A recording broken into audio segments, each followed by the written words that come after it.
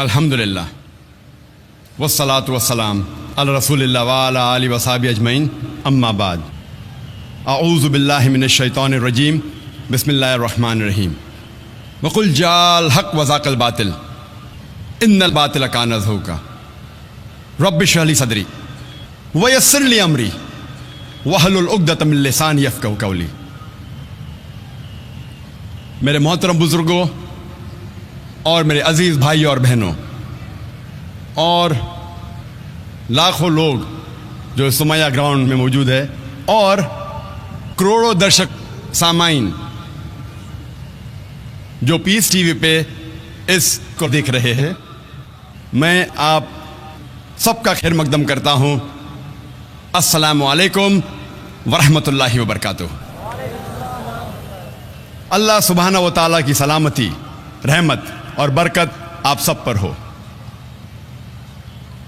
जैसे आप जानते हैं कि मैं तकरीर अक्सर अंग्रेज़ी में करता हूँ, चंद मौक़ों पर मैं कोशिश करता हूँ कुछ बात उर्दू या हिंदी में कहूँ। क्योंकि आज की ये तकरीर उर्दू या हिंदी में है, इसीलिए ज़ाहिर है कि इस तकरीर में काफ़ी गलतियाँ रहेंगी। इसीलिए तकरीर के पहले मैं इन गलतियों के लिए आपसे माज़रत चाहता हूँ और उम्मीद रखता हूँ कि आप इन गलतियों को नज़रअंदाज करेंगे और मेरी तकरीर के पैगाम पे तवज्जो देंगे। मैं आप सब से और एक बात के लिए माज़रत चाहता हूँ कि माशाअल्लाह आज की तादाद लोग लाखों में जमा है इधर। कल का मंजर भी माशाअल्लाह बहुत बड़ा था, आज का कई गुना ज़्यादा है। हमने इस्लामिक रिसर्च फाउंडेशन ने जो भी हमारे बस में था, हमने पूरी कोशिश की कि आपको तकलीफ़ न पहुँचे और आप आराम से इस एग्ज़िबिशन, इस कॉन्फ्रेंस को देख सके और सुन सके। इसके बावजूद मैं जानता हूँ कि कल और आज काफ़ी लोगों को तकलीफ़ हुई, इसके लिए मैं माज़रत चाहता हूँ। हमने हमारी पूरी कोशिश की, हमें पता था कि लोग ज़्यादा होंगे, लेकिन हमारी कोशिश से ज़्यादा आपका जो प्यार है, आपकी जो मोहब्बत है इस्लाम के लिए, आपकी जो मोहब्बत है हमारे लिए, कई गुना ज़्यादा है। हम हार गए, आपकी मोहब्बत जीत गई।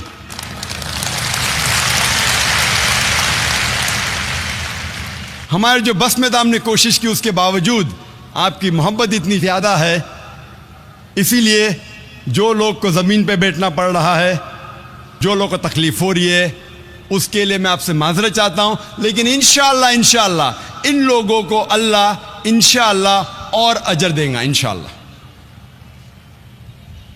आज की तकरीर का मौजू है मीडिया और इस्लाम, जंग या अमन। Media and Islam, war or peace. Media is defined as means of mass communication. Media की मानी है अवामी जरिया इब्लाग, मतलब जरिया जिससे मालूमात अवाम में आम की जा सकती है, इसे कहते हैं मीडिया। इस्लाम की मानी है, ये आता है अरबी लफ्ज़ सलाम से, जिसके मानी है पीस, जिसके मानी है अमन। इस्लाम आता है अरबी लफ्ज़ सिल्म से भी। सिल्म के मानी है to submit your will to almighty God, अपने आप अपनी ख्वाहिश से अल्लाह सुब्हाना व ताला के अहकामात पर अमल करना, इसे कहते इस्लाम। इस्लाम के मानी है अमन हासिल करना, अपनी ख्वाहिश से अल्लाह सुब्हाना व ताला के अहकामात के मुताबिक करने के। मीडिया एक बहुत अहम जरिया है।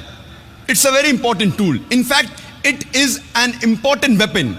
ये एक अहम हथियार है। मीडिया से दिन को रात में तब्दील किया जा सकता है, सफेद को काले में, बुरे को अच्छे में, हीरो को विलन में और विलन को हीरो में। यह है मीडिया की ताकत। मीडिया इतना ताकतवर है कि अच्छे को बुरा साबित कर सकता है, बुरे को अच्छा, हीरो को विलन और विलन को हीरो। इसके लिए आसान है, काले को सफेद, सफेद को काला, दिन को रात, रात को दिन। यह मीडिया की ताकत है। मीडिया 4 किस्मों में बांटा जा सकता है: print media, audio media, video media और इंफॉर्मेशन टेक्नोलॉजी। प्रिंट मीडिया को और 2 हिस्सों में बांटा जा सकता है: पीरियोडिकल प्रिंट मीडिया और non periodical print media. Non periodical print media में है लिटरेचर, मिसाल के तौर पे पैम्फलेट्स, बुकलेट्स, बुक्स वगैरह। पीरियोडिकल मीडिया जो रेगुलरली प्रिंट होता है, जो वक्तन फवक्तन छापा जाता है, उसे कहते हैं पीरियोडिकल प्रिंट मीडिया। मिसाल के तौर पे न्यूज़लेटर, न्यूज़पेपर, मैगजीन, जर्नल, जो हो सकता है कि हर दिन छपती है, या हर हफ्ते छपती है, या हर 2 हफ्ते छपती है, या हर महीने छपती है, या साल में 3 बार छपती है, या साल में 2 बार, या हर साल छपती है। इसे कहते हैं पीरियोडिकल मीडिया। दूसरी किस्म है मीडिया की ऑडियो मीडिया। आमतौर पे ऑडियो मीडिया सुना जाता है ऑडियो कैसेट पे, ऑडियो सीडी पे, ऑडियो कॉम्पैक्ट डिस्क पे, डीवीडी पे, आईपॉड पे वगैरह। और हाई लेवल पे होता है डैट, डिजिटल ऑडियो टेप। ये ऑडियो मीडिया इनफरादी तौर पे सुना जा सकता है, इज्तिमाई तौर पे या अवामी तौर पे, individual level, at a group level और at large at society level. इनफरादी तौर पे अगर आपके पास कोई मशीन है या कोई ऑडियो टेप रिकॉर्डर या डेक है ऑफिस में या घर में, इसके ज़रिए सुन सकते। आप चाहे तो जब गाड़ी में सफ़र कर रहे हैं, चाहे बस हो, चाहे गाड़ी हो, चाहे ट्रेन हो, चाहे हवाई जहाज़ हो, अगर आप एक ऑडियो इक्विपमेंट इस व्हीकल पे फिट कर लेते, इस गाड़ी में फिट कर लेते, तो आप गाड़ी में सफ़र करते करते आप ऑडियो सुन सकते। आप चलते चलते या दौड़ते दौड़ते भी सुन सकते, वॉकमैन के ज़रिए या डिस्कमैन के ज़रिए। आज मीडिया इतना बढ़ चुका है, क्या आईपॉड पे भी सुन सकते, आप मोबाइल फ़ोन पे भी सुन सकते। तीसरी किस्म मीडिया की है वीडियो मीडिया। अभी वीडियो कैसेट और वीसीडी आउटडेटेड हो चुके। अभी लोग वीडियो कैसेट और वीडियो सीडी इस्तेमाल नहीं करते, आज इस्तेमाल करते डीवीडी। डीवीडी की कई किस्म हैं, आम DVD, high definition DVD, blue रे वगैरह। हाई लेवल पर जाएंगे तो आ जाता है DV cam, digital beta cam, high definition वगैरह। वीडियो मीडिया को भी इंफरादी तौर पे देखा और सुना जा सकता है, इज्तिमाई तौर पे और अवामी तौर पे। इंफरादी तौर पे वीडियो मीडिया को भी घर में सुना जा सकता है, ऑफिस में। इज्तिमाई तौर पे जिस तरीके से ऑडियो मीडिया जब पार्टी होती है या गैदरिंग होती है, बड़ी गैदरिंग, उसमें सुना जा सकता है, उसी तरीके से वीडियो मीडिया भी बड़ी स्क्रीन लगा के या बड़ा टेलीविज़न लगा के इज्तिमाई तौर पे सुना जा सकता है और देखा जा सकता है।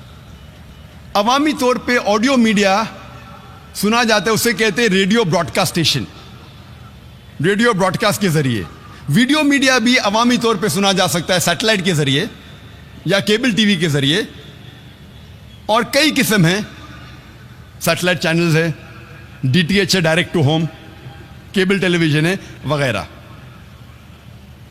चौथी किस्म की मीडिया है आईटी, इंफॉर्मेशन टेक्नोलॉजी, जो कंप्यूटर के ज़रिए या इंटरनेट के ज़रिए इस्तेमाल किया जा सकता है। ये भी इनफरादी तौर पे इज्तिमाई और अवामी तौर पे इस्तेमाल किया जा सकता है। और इंफॉर्मेशन टेक्नोलॉजी में ईमेल के ज़रिए या इंटरनेट के ज़रिए थ्रू वेबसाइट इनफरादी तौर पे इज्तिमाई और लाखों और करोड़ों की तादाद पे अवामी तौर पे भी इंटरनेट इस्तेमाल किया जा सकता है। ये था मुख्तसरन 4 किस्म का मीडिया। चारों किस्म की अपनी अपनी खुसूसियात है। मिसाल के तौर पे आज की साइंटिफिक रिसर्च ये कहती है, आज की साइंटिफिक तहकीक ये कहती है कि आम तौर पे जब एक आम इंसान कुछ चीज़ पढ़ता है, जो चीज़ वो पढ़ता है तकरीबन 10% वो उस चीज़ को याद रखता है।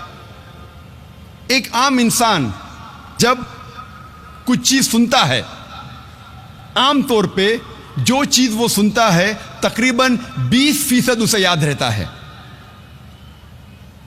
एक आम इंसान जब कुछ चीज़ देखता है तो तकरीबन 30% उसे याद रखता है। और आम तौर पे जब एक आम इंसान कुछ चीज़ देखता और सुनता है, जिसे कहते हैं ऑडियो एंड वीडियो, उसका रिटेंशन पावर वो तकरीबन 50% याद रखता है। तो प्रिंट मीडिया का रिटेंशन पावर, याद रखने की कुव्वत है 10%। ऑडियो मीडिया की आज की तहकीक कहती है याद रखने की कुव्वत, रिटेंशन पावर है 20%। विजुअल मीडिया की याद रखने की कुव्वत, याद रखने की पावर है 30%। और जब ऑडियो और विजुअल साथ में होता है, जिसे कहते हैं वीडियो, याद रखने की कुव्वत, द रिटेंशन पावर इज 50%, 50%। हर मीडिया की अपनी अपनी खुसूसियात है। मिसाल के तौर पे प्रिंट मीडिया, आप आसानी से उसे किधर भी ले जा सकते हैं, क्योंकि वो पेपर है, बुकलेट है, बुक है, न्यूज़पेपर है, मैगजीन है, आप कहीं भी ले जा सकते हैं। उसकी खुसूसियात अलग है, हटके है। उसी तरीके से ऑडियो मीडिया, उसका रीच और बड़ा है, लेकिन पोर्टेबिलिटी, कैरिंग पावर कम है। उसी तरीके से वीडियो मीडिया का रीच सबसे ज़्यादा है। आज की तारीख में सबसे ज़्यादा जिस मीडिया का रीच है वो है सैटेलाइट टेलीविज़न, लेकिन इसकी पोर्टेबिलिटी कम है। इसको कोई आदमी लेने जा सकता है, लेकिन जिस तरीके से साइंस और टेक्नोलॉजी बढ़ रही है, आज ऑडियो मीडिया को भी आप ले जा सकते हैं अपने साथ, आप वीडियो मीडिया को भी साथ में ले जा सकते। आजकल आप मोबाइल फोन पे भी वीडियो देख सकते। जिस तरीके से टेक्नोलॉजी बढ़ रही है, ये जो फर्क है पोर्टेबिलिटी का, ये चारों मीडिया में कम होता जा रहा है। लेकिन आज की तारीख में सबसे ज्यादा जो रीच है कोई मीडिया का, वो है सैटेलाइट टेलीविजन चैनल। आज हम देख रहे हैं कि इंटरनेशनल मीडिया में, चाहे वो ऑडियो मीडिया हो, प्रिंट मीडिया हो, वीडियो मीडिया हो, इंफॉर्मेशन टेक्नोलॉजी हो, चाहे न्यूज़पेपर्स हो, मैगजीन्स हो, जर्नल्स हो, बुक्स हो, टेलीविजन सैटेलाइट चैनल्स हो, इंटरनेट हो, हम देख रहे हैं देयर इज विरुलेंट प्रोपेगेंडा। ये इंटरनेशनल मीडिया इस्लाम के खिलाफ प्रोपेगेंडा कर रही है। ये इंटरनेशनल मीडिया इस्लाम के बारे में गलत फहमी फैला रही है। ये इंटरनेशनल मीडिया हर रोज इस्लाम के बारे में गलत मालूमात फैला रही है। और इसीलिए हम देख रहे हैं कि इंटरनेशनल मीडिया, उसकी पूरी कोशिश है, वो अपनी पूरी ताकत लगा रही है इस्लाम के खिलाफ। और ये इंटरनेशनल मीडिया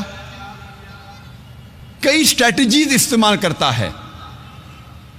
सबसे पहली स्ट्रैटेजी या सबसे पहला तरीका, ये media, they pick up the black sheep of the Muslim community and they portray as though the exemplary Muslims. ये इंटरनेशनल मीडिया जो चंद भटके हुए मुसलमान हैं, उनको लेकर मीडिया के सामने ऐसा पेश कर रहा है कि ये मुसलमान की मिसाल है, ये आम मुसलमान हैं। और हम जानते हैं कि हर मजहब में भटके हुए लोग हैं, तो चंद मुसलमान जो इस्लाम की राह से भटक गए उनको लेता है और मीडिया पे दिखाता है जैसे ये आम मुसलमान की मिसाल है।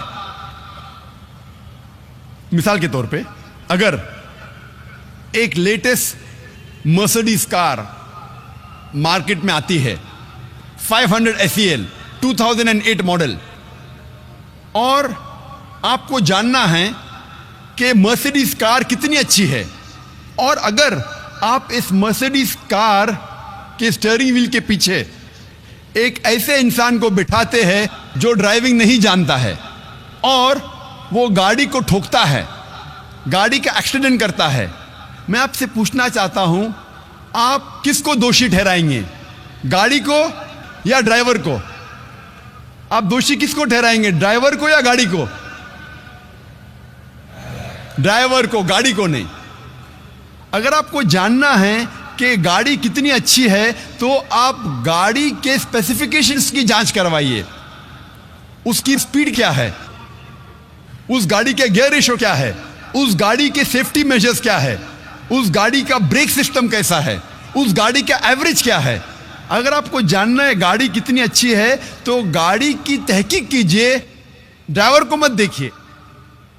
इसी तरीके से अगर आपको इस्लाम के बारे में जानना है तो इस्लाम की मजहबी किताबों का मुताला कीजिए, आप कुरान पढ़िए और सही हदीस का मुताला कीजिए, फिर आपको पता चलेगा इस्लाम कैसा मजहब है। आप मुसलमानों को मत देखिए। अगर आपको सचमुच गाड़ी को टेस्ट ड्राइव करना है, नहीं मुझे तो गाड़ी को टेस्ट ड्राइव करना है, तो आप ऐसे ड्राइवर को स्टीयरिंग व्हील के पीछे बिठाइए जो ड्राइविंग जानता है, जो ड्राइविंग में महारत रखता है। अगर आपको सचमुच इस्लाम के बारे में जानना है और कोई मुसलमान को देखना है तो सबसे बेहतरीन मुसलमान की मिसाल है हमारे आखिरी पैगंबर मोहम्मद सल्लल्लाहु अलैहि वसल्लम। आप मोहम्मद सल्लल्लाहु अलैहि वसल्लम की सीरत पढ़िए, आप उनकी मिसाल को देखिए, तब आपको पता चलेगा इस्लाम कितना बेहतरीन मजहब है। दूसरी स्ट्रैटेजी जो इंटरनेशनल मीडिया इस्तेमाल करती है इस्लाम को बदनाम करने के लिए कि वो कई बार कुरान या हदीस कोट करती है, कुरान की आयतों का हवाला देती है बिल्कुल आउट ऑफ कॉन्टेक्स्ट। और एक आयत जो अक्सर मीडिया में बार बार दोहराई जाती है वो है सूरह तौबा की आयत, सूरा नंबर 9 आयत नंबर 5, जिसमें मीडिया कहती है, इसमें लिखा है कि जहां भी आप काफिरों को पाओ वहां उनका कत्ल करो। और जब आप कुरान मजीद खोलेंगे और देखेंगे सूरह तौबा सूरा नंबर 9 आयत नंबर 5, उसमें बराबर यही लिखा है कि जहां भी आप काफिरों को पाओ वहां उनका कत्ल करो। लेकिन ये आयत आउट ऑफ कॉन्टेक्स्ट है, पस मंजर के खिलाफ है। आप जानना चाहते हैं कुरान का पैगाम क्या है, आपको पस मंजर को पढ़ना पड़ेगा। You have to read in context. और जब कॉन्टेक्स्ट पढ़ते हैं, सूरह तौबा सूरा नंबर 9 आयत नंबर 1 से पढ़ते हैं, हमें पता लगता है कि एक सुलह थी मुसलमान और मक्का के मुशरिकीन के बीच, और ये सुलह एक तरफा मक्का के मुशरिकीन ने तोड़ दी थी। तो अल्लाह सुब्हानहू व तआला सूरह तौबा सूरा नंबर 9 आयत नंबर 5 में उन्हें चेतावनी देते हैं, उन्हें वार्निंग देते हैं, मक्का के मुशरिकीन को खबरदार करते हैं और कहते हैं आपके पास 4 महीने का वक्त है, आप सुधर जाओ वरना ऐलान जंग। और जंग के मैदान में अल्लाह सुब्हानहू व तआला फरमाते हैं और मुसलमानों से कहते हैं जब भी दुश्मन, जब भी काफिर मैदान जंग में आए तो जहां भी आप काफिरों को पाओ वहां उनका कत्ल करो। ये आयत मैदान जंग में है। आप पस मंजर देखेंगे तो ये आयत मैदान जंग में अल्लाह सुब्हानहू व तआला फरमाते हैं जब भी दुश्मन मैदान जंग में आपके साथ लड़ने आए, जो ईमान नहीं रखते, जो काफिर है, आप डरो मत, उनके साथ डट के मुकाबला करो। और आमतौर पे आप जब भी देखो कोई भी आर्मी जनरल मिसाल के तौर पे एक जंग अगर हो रही थी अमेरिका, यूएसए और वियतनाम के बीच, but natural army general of USA ये कहेगा अपने सिपाही से जंग के मैदान में, वो ये नहीं कहेगा डर जाओ और भाग जाओ, वो ये कहेगा कि जब भी वियतनामीज, जब भी दुश्मन आए, आप डरो मत, आप उनका कत्ल करो। आमतौर पे कोई भी सिपा सलार, कोई भी आर्मी जनरल अपने सिपाही की हिम्मत अफजाई करने के लिए जंग के मैदान में यही कहेगा कि डरो मत, आप लड़ो, जहां भी दुश्मन को पाओ आप उनका कत्ल करो। तो वही तो कुरान मजीद में अल्लाह सुब्हानहू तआला फरमाते। लेकिन कई बार दुश्मन इस्लाम आउट ऑफ कॉन्टेक्स्ट कोट करते हैं, और इंटरनेशनल मीडिया के अलावा हिंदुस्तान में भी कई दुश्मन इस्लाम हैं। और एक बहुत फेमस राइटर, लेखक जो इस्लाम के खिलाफ लिखता है, उसका नाम है अरुण शूरी। वो यही आयत का हवाला देता है अपनी किताब वर्ल्ड ऑफ फतवाज में, और कहता है कुरान में लिखा है सूरह तौबा सूरह नंबर 9 आयत नंबर 5 में, जहां भी काफिरों को आप पाओ, ब्रैकेट्स में वो कहना चाहता है हिंदू, जहां भी आप काफिरों को पाओ वहां उनका कत्ल करो। मैं पूछता हूं क्या इतने हिंदू यहां रह रहे हैं, क्या आमतौर पे मुसलमान हिंदू का कत्ल करता है? और वर्ष नंबर 5 के बाद अरुण शूरी छलांग मारता है वर्ष नंबर 7 पे। क्यों? क्योंकि वर्ष नंबर 6 में उसकी बीमारी का इलाज है। वर्ष नंबर 6 में कोई भी इंसान जिसके पास थोड़ा भी अकल है वो फौरन पहचान लेगा कि इसमें कुछ गड़बड़ है, क्योंकि वर्ष नंबर 6 में उसकी बीमारी का इलाज है। वर्ष नंबर 6 सूरह तौबा सूरह नंबर 9 आयत नंबर 6 में अल्लाह ताला फरमाते कि अगर मुशरिक, अगर काफिर, अगर आपके दुश्मन अमन चाहते हैं तो उन्हें सिर्फ छोड़ मत दो, लेकिन उनको हिफाजत के साथ ऐसी जगह पे ले जाओ जहां वो महफूज है। Escort them to a place of security. दुश्मन को सिर्फ छोड़ो मत, उनके साथ जाओ और ऐसी जगह पे उन्हें छोड़ आओ जहां वो महफूज है। आज के तारीख में कितना भी दयालु सिपा सालार, अगर दुश्मन अमन चाहता है कहेगा अपने सिपाही से छोड़ दो, बट कोई सिपा सालार ये नहीं कहेगा कि उसको एस्कॉर्ट करो, उसको हिफाजत के साथ ऐसी जगह पे ले जाओ जहां वो महफूज है। और कुरान में अल्लाह ताला यही फरमाते हैं कि अगर दुश्मन, अगर काफिर, अगर मुशरिक सुलह चाहते हैं, अमन चाहते हैं, तो उन्हें हिफाजत के साथ ऐसी जगह ले जाओ जहां वो महफूज है। और अक्सर जब भी कुरान में आप पढ़ेंगे जहां जंग के मैदान में लड़ाई के बारे में लिखा है और कहा गया है कि जब दुश्मन आते उनके ऊपर हमला करो, उसके फौरन बाद अक्सर, चाहे सूरह अनफाल हो, सूरह तौबा हो, आप कुरान में अक्सर उसके बाद लिखा है कि अमन बेहतर है। क्योंकि इस्लाम एक ऐसा मजहब है जो अमन पसंद मजहब है। अमन हमेशा बेहतर है। तो मीडिया अक्सर आउट ऑफ कॉन्टेक्स्ट हवाला देती है और इस्लाम को बदनाम करती है।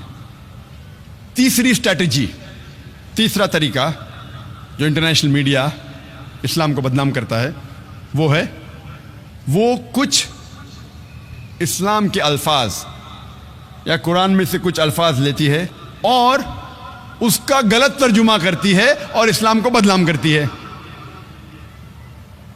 और सबसे ज्यादा बदनाम लफ्ज इस्लाम और कुरान में जो मौजूद है, जो मीडिया जो सबसे ज्यादा बदनाम करती है आज की तारीख में, वो है लफ्ज जिहाद। और मीडिया ऐसा पेश करती है कि जिहाद की मानी क्या है। मीडिया कहती है कि जिहाद मतलब कोई भी मुसलमान जब जंग करता है कोई भी वजह से, चाहे अपनी ज़ाती वजह हो, चाहे पैसे के लिए हो, चाहे पावर के लिए हो, चाहे ताकत के लिए हो, चाहे इलाके के लिए हो, कोई भी वजह से अगर मुसलमान लड़ता है उसे कहते हैं जिहाद। और ये गलत फहमी सिर्फ गैर मुसलमानों में नहीं, कई मुसलमानों में भी है। मीडिया इसे इतना आम कर चुका है कि गैर मुसलमान तो छोड़ो, आजकल अक्सर मुसलमान भी समझने लगे हैं कि अगर कोई मुस्लिम लड़ता है कोई भी वजह से, चाहे जाती वजह हो, चाहे पैसे के लिए हो, चाहे पावर के लिए हो, चाहे इलाके के लिए हो, उसे कहते हैं जिहाद। जिहाद की ये मानी बिल्कुल नहीं है। जिहाद आता है अरबी लफ्ज जहादा से, जिसके मानी है जिद्दोजहद, टू स्ट्राइव। जिहाद मीन्स टू स्ट्रगल। और इस्लामिक शरीयत इसकी मानी है कि जब एक इंसान अपने नफ्स के खिलाफ जिद्दोजहद करता है अल्लाह सुब्हाना व ताला के अहकामात पे अमल करने के लिए, इसे कहते हैं जिहाद। ये अफजल जिहाद है। जिहाद के मानी है जिद्दोजहद। और इस्लामिक पस मंज़र में अगर एक मुसलमान या कोई इंसान अपने नफ्स के खिलाफ जिद्दोजहद कर रहा है अल्लाह सुब्हाना व ताला के अहकामात पे अमल करने के लिए, इसे कहते हैं जिहाद। अगर एक इंसान जिद्दोजहद कर रहा है माशरे को सुधारने के लिए, इसे कहते हैं जिहाद। अगर एक इंसान मैदान जंग में जुल्म के खिलाफ जिद्दोजहद कर रहा है, इसे कहते हैं जिहाद। अगर एक इंसान हक के लिए, अपनी जान बचाने के लिए मैदान जंग में इन सेल्फ डिफेंस अगर जिद्दोजहद करता है, इसे कहते हैं जिहाद। जिहाद की मानी है जिद्दोजहद। It means to strive and struggle, जिद्दोजहद करना। आमतौर पे अगर एक तालिब इल्म, एक स्टूडेंट एग्जामिनेशन में पास होने के लिए जिद्दोजहद कर रहा है, इसे भी कहते हैं जिहाद। ये आम जिहाद है। जो पहले 4 मानी मैंने कहा वो जिहाद फी सबलिल्लाह, अल्लाह के राह में जिहाद करना। जिहाद कई किस्म के हैं। जिद्दोजहद करने को कहते हैं जिहाद, लेकिन अल्लाह के अहकामात पे अमल करने को कहते हैं जिहाद फी सबलिल्लाह। मीडिया अक्सर जिहाद का तर्जुमा करती अंग्रेजी में होली वॉर, पाक जंग। जब हम होली वॉर को अरबी में तर्जुमा करते हैं, पाक जंग, अरबी में से कहेंगे हर्ब मुकद्दसा। आप सारी आयतें कुरान मजीद के पढ़िए, सारी हदीस पढ़िए, किधर भी कुरान या सही हदीस में नहीं लिखा है हर्ब मुकद्दसा, पाक जंग, होली वॉर। ये मीडिया कहती है जिहाद के मानी होली वॉर। और जब तहकीक करते पता लगता है ये अल्फाज होली वॉर सबसे पहले इस्तेमाल किया गया था ईसाई क्रूसेडर्स के लिए। जब ईसाई क्रूसेडर्स ईसाईयत के नाम पे हजारों इंसानों का कत्ल कर रहे थे, उसे कहा गया था होली वॉर। और आज इस्तेमाल किया जा रहा है मुसलमानों के लिए। यह है मीडिया का पावर। यह तीसरा तरीका। और एक मिसाल मैं पेश करूंगा आपके लिए। 9/11 के बाद, 9/11 के बाद, 2001 ट्विन टावर के बम्बार्डमेंट के बाद 2 साल बाद मैं यूएसए गया, लॉस एंजलिस, 2003 में। और ये उर्दू तकरीर है तो शेरवानी पहना हूँ, नहीं तो अक्सर मैं बाहर जाता हूँ तो सूट और टाई पहनता हूँ। लेकिन मेरी जो इस्लामी निशानी, टोपी, दाढ़ी, ठकने के ऊपर, इजी टारगेट, अच्छा बकरा।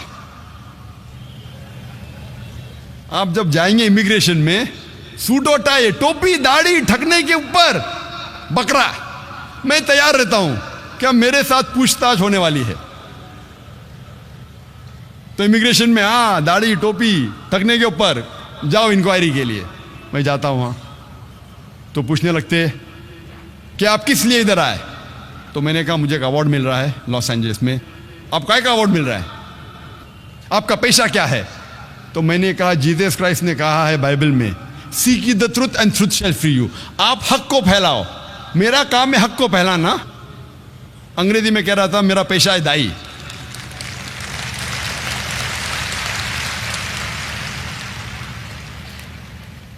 वाकया तो बहुत बड़ा है, समय कम होने की वजह से मैं मेन मौजू पे आऊँगा, जिहाद के मौजू पे आऊँगा। जब मैं जाता हूँ कस्टम में तो मैं जानबूझ के कहता हूँ कि मैं आ रहा हूँ इस्लामिक कॉन्फ्रेंस के लिए। मैं कुछ झूठ नहीं बोलता हूँ। इस्लामिक कॉन्फ्रेंस, दाढ़ी, टोपी। बैग को खोलो, बैग खोलते तो मिलता है मेरा DVD जिसका मौजू था जिहाद और दहशतगर्दी एक इस्लामिक नजरिया, और उसके डीवीडी कवर पे पिस्तौल की फोटो थी। तो कस्टम ऑफिसर खोलता है और कहता है क्या आप जिहाद में मानते हैं? मैंने कहा बेशक मैं जिहाद में मानता हूँ। ईसा अलैहिस्सलाम कहते हैं कि जिद्दोजहद करो, तो मैं जिहाद में मानता हूँ। ईसा अलैहिस्सलाम कहते हैं बाइबल में जिद्दोजहद करो। नहीं नहीं नहीं नहीं, मेरा मतलब क्या आप जिहाद में मानते, लड़ाई झगड़े में मानते? मैंने कहा बाइबल में पढ़िए, बाइबल में लिखा है, book of Exodus chapter number 22 verse number 18 से 20, book of Exodus chapter number 32 verse number 27 और 28 में लिखा है कि लड़ाई करो झगड़ा करो। बुक ऑफ नंबर्स में पढ़िए आप, चैप्टर नंबर 31 वर्स नंबर 1 से 18, इसमें लिखा है कि लड़ाई करो झगड़ा करो। ईसा अलैहिस्सलाम खुद कहते हैं गॉस्पेल ऑफ ल्यूक में चैप्टर नंबर 19 वर्स नंबर 27 में, और gospel of Luke chapter number 22 में वर्स नंबर 36 में ईसा अलैहिस्सलाम कहते हैं ये तलवार लो और जाके लड़ो। तो वो मुझे कस्टम ऑफिसर बोलता है वो कह रहे थे क्या गलत लोग के खिलाफ लड़ो, तो मैं भी वही लड़ाई में मानता हूं, गलत लोग के खिलाफ या अच्छे लोग के खिलाफ कहां मैं कहता हूं लड़ाई करना चाहिए। फौरन माशाअल्लाह 8-10 कस्टम ऑफिसर इकट्ठा हो गए और पूछने लगे sir can we ask you one more question. जो भी सवाल करता था मुझसे मैं उससे बाइबल के हवाले से जवाब देता था। फौरन एक सवाल जवाब का सेशन शुरू हो गया। Sir can we ask you one more question, जनाब क्या मैं आपसे और एक सवाल पूछ सकता हूं? तो मैंने मेरे मेज़बान से कहा फ़ोन करके आप डरिए मत, मैं ज़रा दावा कर रहा हूं, नहीं तो मेज़बान घबरा जाएगा कि जाकिर 1 घंटा हो गया अभी तक बाहर निकला क्यों नहीं। मेरा पेशा है दावत देना, मैं दाई हूं। उसी तरीके से जब हिंदुस्तान में जब मैं बात करता हूं जिहाद के बारे में, जो मास्टर की फॉर दावा है, सारे तालों को खोलने वाली चाबी सूरह अल इमरान सूरह नंबर 3 आयत नंबर 64, तालो इला कलिमतिन सवाइम बैनना बैनकुम, आओ उस बात की तरफ जो आप और हम में यकसा है। तो जब हिंदुस्तान में जब मीडिया, जब हिंदुस्तान के पुलिस ऑफिसर या हिंदुस्तान का मीडिया जब मुझसे कहता है कि ये कुरान में कितनी लड़ने के आयत है, कितनी झगड़ने के आयत है, तो मैं उनसे कहता हूं आप अगर महाभारत पढ़ेंगे, महाभारत में कई गुना ज्यादा श्लोक और मंत्रा है लड़ने और झगड़ने के, कुरान के तो कई गुना ज्यादा है। आप कुरान और महाभारत का मुताला करेंगे तो महाभारत में कई गुना ज्यादा लड़ने और झगड़ने के मंत्र और श्लोक है। तो हिंदू मुझसे कहता है लेकिन जाकिर ये तो हक और बातिल के दरमियान लड़ाई है। तो मैं कहता हूं कुरान में भी हक और बातिल के दरमियान लड़ाई है। तो हिंदू मुझसे कहता है अगर ये बात है तो मैं कुरान से कोई गिला शिकवा नहीं। तो अगर आपको इस्लाम की दावत पेश करना है तो सूरह अल इमरान सूरह नंबर 3 आयत नंबर 64, तालो इला कलिमतिन सवाइम बैनना व बैनकुम, आओ उस बात की तरफ जो आप और हम में यकसा है। आप जब उनकी मजहबी किताबों का मुताला करेंगे फौरन वो इस्लाम को और अच्छे तरीके से समझेंगे। और मैं मिसाल देता हूं कि सबसे ज्यादा पढ़ी जाने वाली किताब हिंदू मजहब में भगवत गीता। भगवत गीता में लिखा है अध्याय नंबर 1 में chapter number 1 verse number 43 to 46 में जब अर्जुन कहते हैं श्री कृष्ण से, भगवत गीता एक मशवरा है श्री कृष्ण जो अर्जुन को दे रहे हैं मैदान जंग में। तो भगवत गीता में लिखा है अध्याय 1 में वर्स नंबर 43 to 46 में अर्जुन मैदान जंग में अपने हथियार को जमीन पर रख देते हैं और श्री कृष्ण से कहते हैं मैं निहत्था मरना पसंद करूंगा बनिस्बत मेरे रिश्तेदार से लड़ूं। लड़ाई थी पांडव और कौरव के बीच, जो रिश्तेदार थे, जो कजन थे। तो श्री कृष्ण कहते हैं चंद श्लोका के बाद चैप्टर नंबर 2 अध्याय 2 वर्स नंबर 2 और 3 में श्री कृष्ण कहते अर्जुन से, आपको ऐसे नापाक ख्याल दिमाग में कैसे आए? How come such impure thoughts have come in your mind? ये नापाक ख्याल आपके दिमाग में कैसे आए? How come you have become so important? आप नपुंसक कैसे बन गए? कौन कह रहा है? श्री कृष्ण कह रहे हैं अर्जुन से। और भगवत गीता चैप्टर नंबर 2 अध्याय 2 वर्स नंबर 31 to 33 में श्री कृष्ण कहते हैं अर्जुन से कि क्षत्रिय का धर्म है लड़ना। भाग्यवान है वो क्षत्रिय जिसको मौका मिलता है लड़ने के लिए। अगर मैं इन श्लोका और मंत्रा का हवाला दे के ये कहूं कि भगवत गीता में आपके भगवान कह रहे हैं कि अपने रिश्तेदार का कत्ल करो, तो ये शैतानी हरकत होंगी। पस मंजर पढ़ेंगे तो पता लगता है श्री कृष्ण कह रहे अर्जुन से कि बातिल के खिलाफ आपको लड़ना चाहिए, चाहे वो आपके रिश्तेदार हो। अगर आप हक पे है, बातिल के खिलाफ लड़ना चाहिए, ये पस मंजर है। सिर्फ मैं ये कहूं कि आपके भगवान श्री कृष्ण अर्जुन से कह रहे हैं कि अपने रिश्तेदारों का कत्ल करो, तो ये शैतानी हरकत है, आउट ऑफ कॉन्टेक्स्ट है। कॉन्टेक्स्ट में कह रहे हैं कि बातिल के खिलाफ लड़ो। और ये कुरान में भी कहा गया है, सूरह निसा में सूरह नंबर 4 आयत नंबर 135 में, या अय्युहल्लज़ीना आमनू, ए मोमिनो stand out for justice as witness to Allah सुब्हानहू व तआला। हक के लिए खड़े रहो, शहादत दो अल्लाह के लिए, चाहे वो आपके खिलाफ हो, चाहे आपके रिश्तेदार के खिलाफ हो, चाहे आपके वालिद या वालदा के खिलाफ हो, चाहे अमीर या गरीब, अल्लाह सुब्हानहू व तआला हक के साथ है। और कई बार मीडिया में एक हदीस को अक्सर उछाला जाता है जिहाद के मामले में। वो सही बुखारी की हदीस है, जिल्द नंबर 4, किताब जिहाद, चैप्टर नंबर 2, हदीस नंबर 46।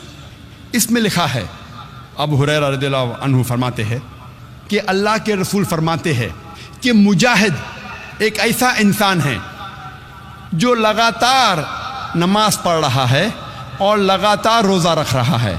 और जब एक मुजाहिद मैदान जंग में जाता है और अगर उसका इंतकाल होता है तो वो इंशाअल्लाह जन्नत में जाएगा।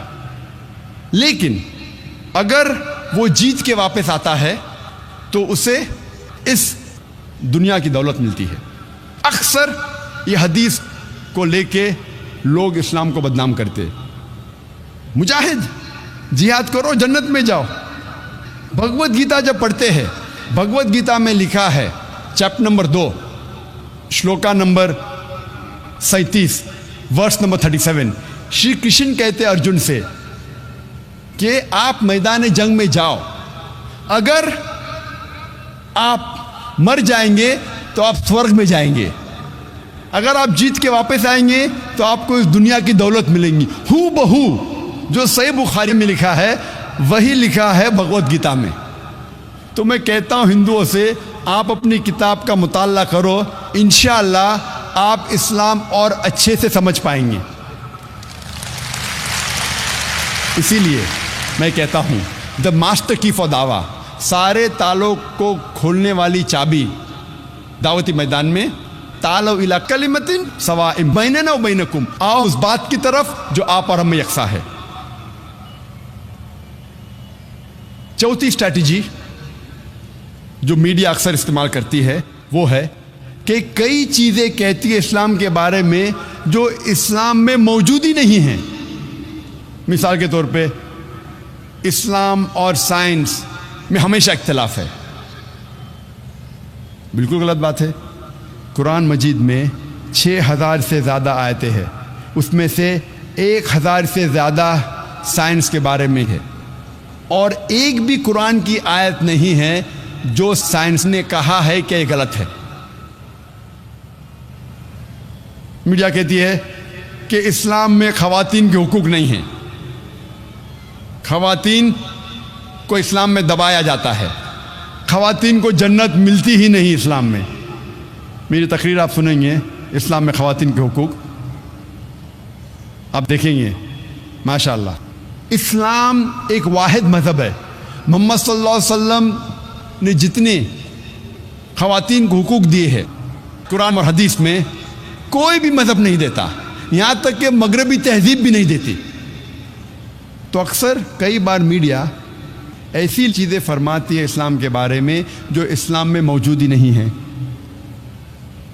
पांचवी स्ट्रैटेजी जो मीडिया अक्सर इस्तेमाल करती है वो कई चीज़ें इस्लाम की लेती है जो सही है, लेकिन कहती है कि इन चीज़ों के वजह से इंसानियत में कई मुश्किलात है। इस्लाम की तालीमात को लेती है और कहती है इन तालीमात के वजह से इंसानियत में कई मुश्किलात है, there are problems in humankind. लेकिन जब हम तहकीक करते हैं, जो तालीमात वो कहते इंसानियत के लिए प्रॉब्लम है, वो सही में इंसानियत के लिए हल है। और लास्ट ईयर जब कॉन्फ्रेंस हुआ था अंग्रेजी में, मेरे आखिरी नशिस्त का मौजू था क्या इस्लाम इंसानियत का हल है। मैं फिर से पूरी तकरीर दोहराना नहीं चाहता, 3 या 4 मिसाल दूंगा इस तकरीर में। मिसाल के तौर पे मीडिया अक्सर कहती है कि मुस्लिम्स आर फंडामेंटलिस्ट, मुस्लिम बुनियाद परस्त है, मुस्लिम्स आर एक्सट्रीमिस्ट, मुस्लिम्स शिद्दत पसंद है, मुस्लिम्स आर टेररिस्ट, मुस्लिम्स दहशतगर्द है, मुस्लिम्स आर इनटॉलरेंट। ये इस्लाम जो मजहब है दूसरे ख्यालात को बर्दाश्त नहीं करता। अक्सर मीडिया कहती है मुस्लिम्स आर फंडामेंटलिस्ट, मुसलमान बुनियाद परस्त है। बुनियाद परस्त की क्या मानी है? बुनियाद परस्त की मानी है कि अगर कोई इंसान कोई बुनियादी बातों पे अमल करता है उसे कहते हैं बुनियाद परस्त। मिसाल के तौर पे अगर एक मैथमेटिशियन को अच्छा मैथमेटिशियन बनना है, उसके लिए फ़र्ज़ है कि वो मैथमेटिक्स की बुनियादी बातों को जाने और उसके ऊपर अमल करे। जब तक वो मैथमेटिक्स के मैदान में बुनियाद परस्त नहीं है, तब तक वो अच्छा मैथमेटिशियन बन ही नहीं सकता। अगर कोई शख्स को अच्छा साइंटिस्ट बनना है तो उसे साइंस की बुनियादी बातों को जानना फ़र्ज़ है और बुनियादी बातों पर अमल करना उसके लिए फ़र्ज़ है। जब तक वो साइंस के मैदान में बुनियाद परस्त नहीं बनता, तब तक वो अच्छा साइंटिस्ट बन ही नहीं सकता। आप हर बुनियाद परस्त को ये नहीं कह सकते क्या वो अच्छा है क्या बुरा है।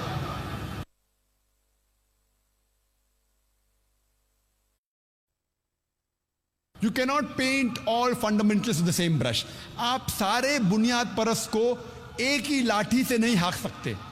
आपको देखना चाहिए कि वो किस मैदान में बुनियाद परस्त है। मिसाल के तौर पे अगर एक इंसान बुनियाद परस्त चोर है, उसका पेशा है चोरी करना, वो माशरे के लिए अच्छा इंसान नहीं, वो एक अच्छा बुनियाद परस्त नहीं है।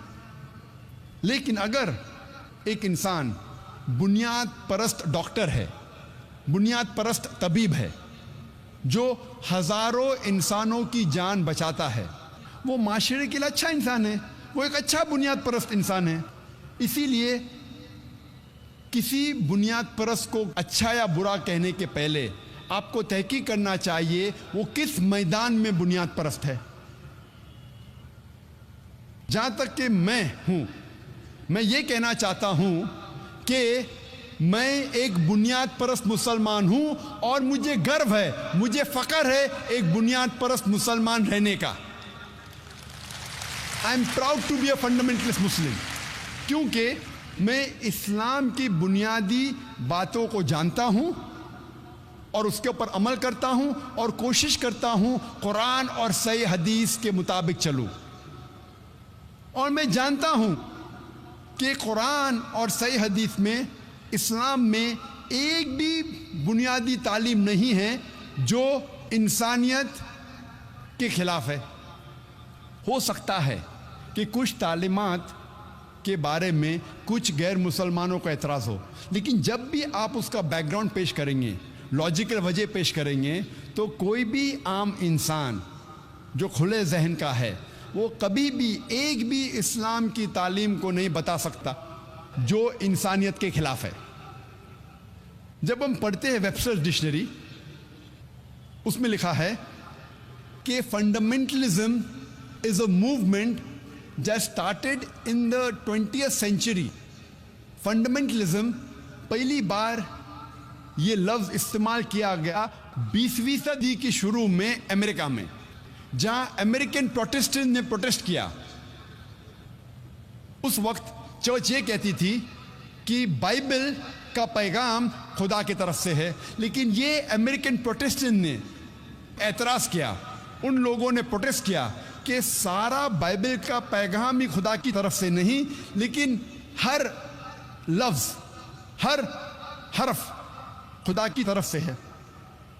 अगर कोई शख्स ये साबित कर सकता है कि बाइबल का हर हर्फ, हर लफ्ज़ खुदा की तरफ से है, तो ये मूवमेंट ऑफ फंडामेंटलिज्म अच्छा मूवमेंट है। लेकिन अगर कोई शख्स ये साबित कर सकता है कि बाइबल का हर लफ्ज़, बाइबल का हर हर्फ खुदा की तरफ से नहीं है, तो ये मूवमेंट अच्छा मूवमेंट नहीं है।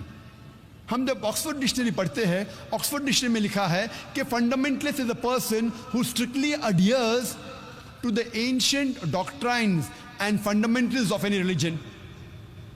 बुनियाद परस्त एक ऐसा शख्स है जो गहराई के साथ अपने मजहब की बुनियादी बातों पे अमल करता है।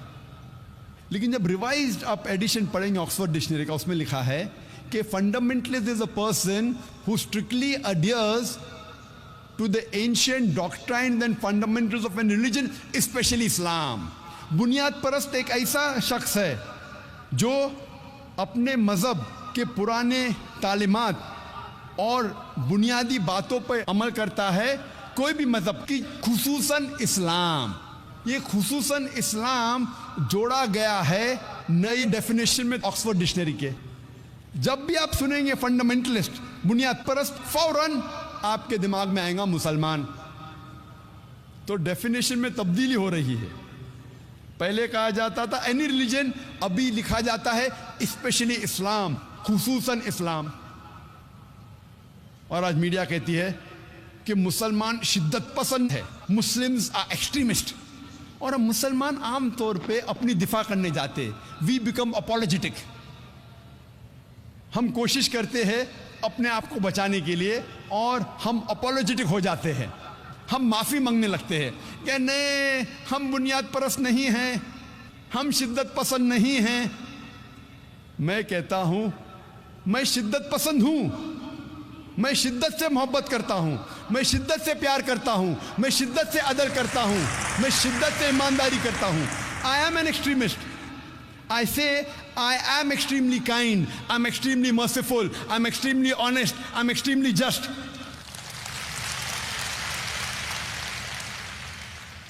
शिद्दत के साथ किसी से प्यार करना बुरी बात है, शिद्दत के साथ अदल करना बुरी बात है, शिद्दत के साथ ईमानदारी करना बुरी बात है। जब आपका फ़ायदा है तो ईमानदारी करो, नुकसान है तो ईमानदारी मत करो। इस्लाम में ये नहीं सिखाया गया। इस्लाम में कहा गया है कोई भी काम ईमानदारी से करो, चाहे आपका फ़ायदा हो रहा है नुकसान हो रहा है, आपको शिद्दत के साथ ईमानदारी करना चाहिए। We Muslim should not be apologetic. हमें अफसोस नहीं करना चाहिए। हम अक्सर कई बार अपोलोजेटिक बन जाते हैं। आज मीडिया कहती है मुस्लिम्स आर टेररिस्ट, मुस्लिम दहशतगर्द है। दहशतगर्द की क्या मानी है? अगर एक इंसान किसी दूसरे इंसान के दिल में दहशत पैदा करता है, उसे कहते हैं दहशतगर्द। मिसाल के तौर पे, जब भी कोई चोर एक पुलिस को देखता है तो उस चोर के दिल में दहशत पैदा होती है, तो उस चोर के लिए वो पुलिस वाला दहशतगर्द है। मैं कहता हूं इसी तरीके से हर मुसलमान को जब भी कोई चोर देखता है, उस चोर के दिल में दहशत पैदा होना चाहिए। हर मुसलमान हर चोर के लिए दहशतगर्द बनना चाहिए। हर मुसलमान को दहशतगर्द बनना चाहिए। किसके लिए? चोर के लिए। जब भी कोई चोर मुसलमान को देखता है, उसके दिल में दहशत पैदा होना चाहिए। जब भी कोई बलात्कार करने वाला मुसलमान को देखता है, उसके दिल में दहशत पैदा होना चाहिए। जब भी कोई एंटी सोशल एलिमेंट, जब भी कोई गलत काम करता है, चोरी करता है, डाका डालता है, जब मुसलमान को देखता है, उसके दिल में दहशत पैदा होना चाहिए। और यही तो कुरान में लिखा है सूरह अनफाल में, सूरह नंबर 8 आयत नंबर 60 में, कि मुसलमान से कहा गया है कि मुसलमान को एंटी सोशल एलिमेंट, गलत लोगों के दिल में दहशत पैदा करना चाहिए। लेकिन आमतौर पे दहशतगर्द उसे कहा जाता है जो एक मासूम इंसान के दिल में दहशत पैदा करता है। इस पस मंज़र में कोई भी मुसलमान, कोई भी मासूम इंसान के दिल में, चाहे वो मुस्लिम हो या गैर मुस्लिम हो, उसके दिल में कभी भी दहशत नहीं पैदा करना चाहिए। और हम देखते हैं अक्सर कई बार वही शख्स, वही काम, लेकिन उस शख्स को दो लेबल्स दिए जाते हैं, दो अलकाब दिए जाते हैं। मिसाल के तौर पे 60-70 साल पहले जब अंग्रेज इस देश पे हुकूमत कर रहे थे, कई हिंदुस्तानी अपनी देश की आज़ादी के लिए लड़ रहे थे, लेकिन अंग्रेज ये लोग को कहते थे दहशतगर्द, लेकिन हम आम हिंदुस्तानी कहते थे ये लोग है देशभक्त। अगर आप अंग्रेज के नजरिए से सहमत है कि अंग्रेज को हक था हिंदुस्तान के ऊपर राज करने का, तो आप बेशक ये लोग को कहेंगे कि दहशतगर्द है। लेकिन अगर आप आम हिंदुस्तानी के नजरिए से सहमत है कि अंग्रेज हिंदुस्तान में तिजारत करने आए थे, उन्हें हिंदुस्तान पे राज करने का कोई हक नहीं, तो आप कहेंगे ये लोग है देशभक्त। वही इंसान, वही काम, लेकिन दो अलकाब। इसीलिए लक़ब देने के पहले आप तहकीक करो किस वजह के लिए वो इंसान जिद्दोजहद कर रहा है, और आप तारीख में कई मिसाल दे सकेंगे। मैं इलाका देख के मेरी मिसाल बदलते रहता हूँ। कुरान में लिखा है तालो इला कलिमतिन सवाइम बैनना व बैनकुम, आओ उस बात की तरफ जो आप और हम में यकसा है। जब मैं यूके में तकरीर कर रहा था और यूएसए में, तो मैंने कहा कि 19वीं सदी के आखिर में 1875 में, उस वक्त अमेरिकन रेवोल्यूशन था अमेरिका में, और ब्रिटिश अंग्रेज अमेरिका पे हुकूमत कर रहे थे, और कई अमेरिकन अपनी देश की आज़ादी के लड़ रहे थे। इनमें से जो अव्वल नंबर पे थे वो थे जॉर्ज वॉशिंगटन, बेंजामिन फ्रैंकलिन, और ब्रिटिश हुकूमत के हिसाब से उस वक्त 1775 में number 1 terrorist in the world, सबसे बड़ा दहशतगर्द उस वक्त था जॉर्ज वॉशिंगटन। ब्रिटिश हुकूमत के मुताबिक उस वक्त सबसे नंबर 1 टेररिस्ट दुनिया में था जॉर्ज वॉशिंगटन। जब यूएसए को आज़ादी मिलती है, वो टेररिस्ट नंबर 1, दहशतगर्द नंबर 1 बन जाता है प्रेसिडेंट ऑफ यूएसए। आप सोच सकते हैं, टेररिस्ट नंबर 1 बन जाता है यूएसए का प्रेसिडेंट। ऐसी कई मिसाल आप पेश कर सकते हैं। हम जानते हैं साउथ अफ्रीका में जब सफ़ेद हुकूमत थी, अपार्टेड सिस्टम था, उस वक्त सफ़ेद हुकूमत ने, वाइट अपार्टेड गवर्नमेंट ने नेल्सन मंडेला को कैद किया था 25 साल से ज़्यादा रॉबिन आइलैंड में, और वो हुकूमत कहती थी टेररिस्ट नंबर 1 उस वक्त था नेल्सन मंडेला। जब साउथ अफ्रीका को आज़ादी मिलती है और गोरों की हुकूमत निकल जाती है, तो नेल्सन मंडेला को रिहा किया जाता है और उसको दिया जाता है नोबेल प्राइज फॉर पीस। आप सोच सकते हैं, जो शख्स को 25 साल से ज़्यादा कैद किया जाता है रॉबिन आइलैंड में, और कहा जाता है टेररिस्ट नंबर 1, दहशतगर्द नंबर 1, उसको वही काम के लिए रिहाई के बाद मिलता है award Nobel prize for peace. ये नहीं कि पहले वो बुरा इंसान था और फिर अच्छा बना, वही काम के लिए जिसके लिए उसे कैद किया जाता है, उसी काम के लिए उसको मिलता है नोबेल प्राइज फॉर पीस। ये है मीडिया। टेररिस्ट नंबर 1 को मिलता है नोबेल प्राइज फॉर पीस।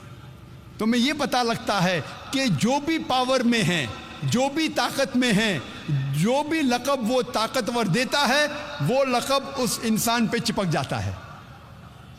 आजकल लोग ये नहीं देखते हक क्या है, देखते ताकत किसके पास है। जिसके पास ताकत है, जो वो लक़ब देता है, वो लक़ब चिपक जाता है उस इंसान पे। इस्लाम में ताकतवर हमेशा सही नहीं, हक हमेशा सही है। हक, चाहे वो अमीर या गरीब हो, राजा या फकीर हो, गोरा या काला हो, इस्लाम में हक। जो कुरान की आयत से मैंने शुरू किया था इस तकरीर को, वकुल जाल हक वजाकल बातिल, सूरह इसरा सूरा नंबर 17 आयत नंबर 81 में, कि कहो कि हक आ चुका है और बातिल खत्म हो चुका है। ऐसी कई मिसाल है। मीडिया का स्ट्रैटेजी नंबर 6, छठी स्ट्रैटेजी जो मीडिया इस्तेमाल करती है, जिसे कहते हैं डबल स्टैंडर्ड्स, उर्दू में कहेंगे दोगलापन, डबल स्टैंडर्ड्स। मीडिया कहती है कि मुसलमान खवातीन हिजाब में है, ये खवातीन पे इस्लाम जुल्म कर रहा है। क्यों? क्योंकि हिजाब में है।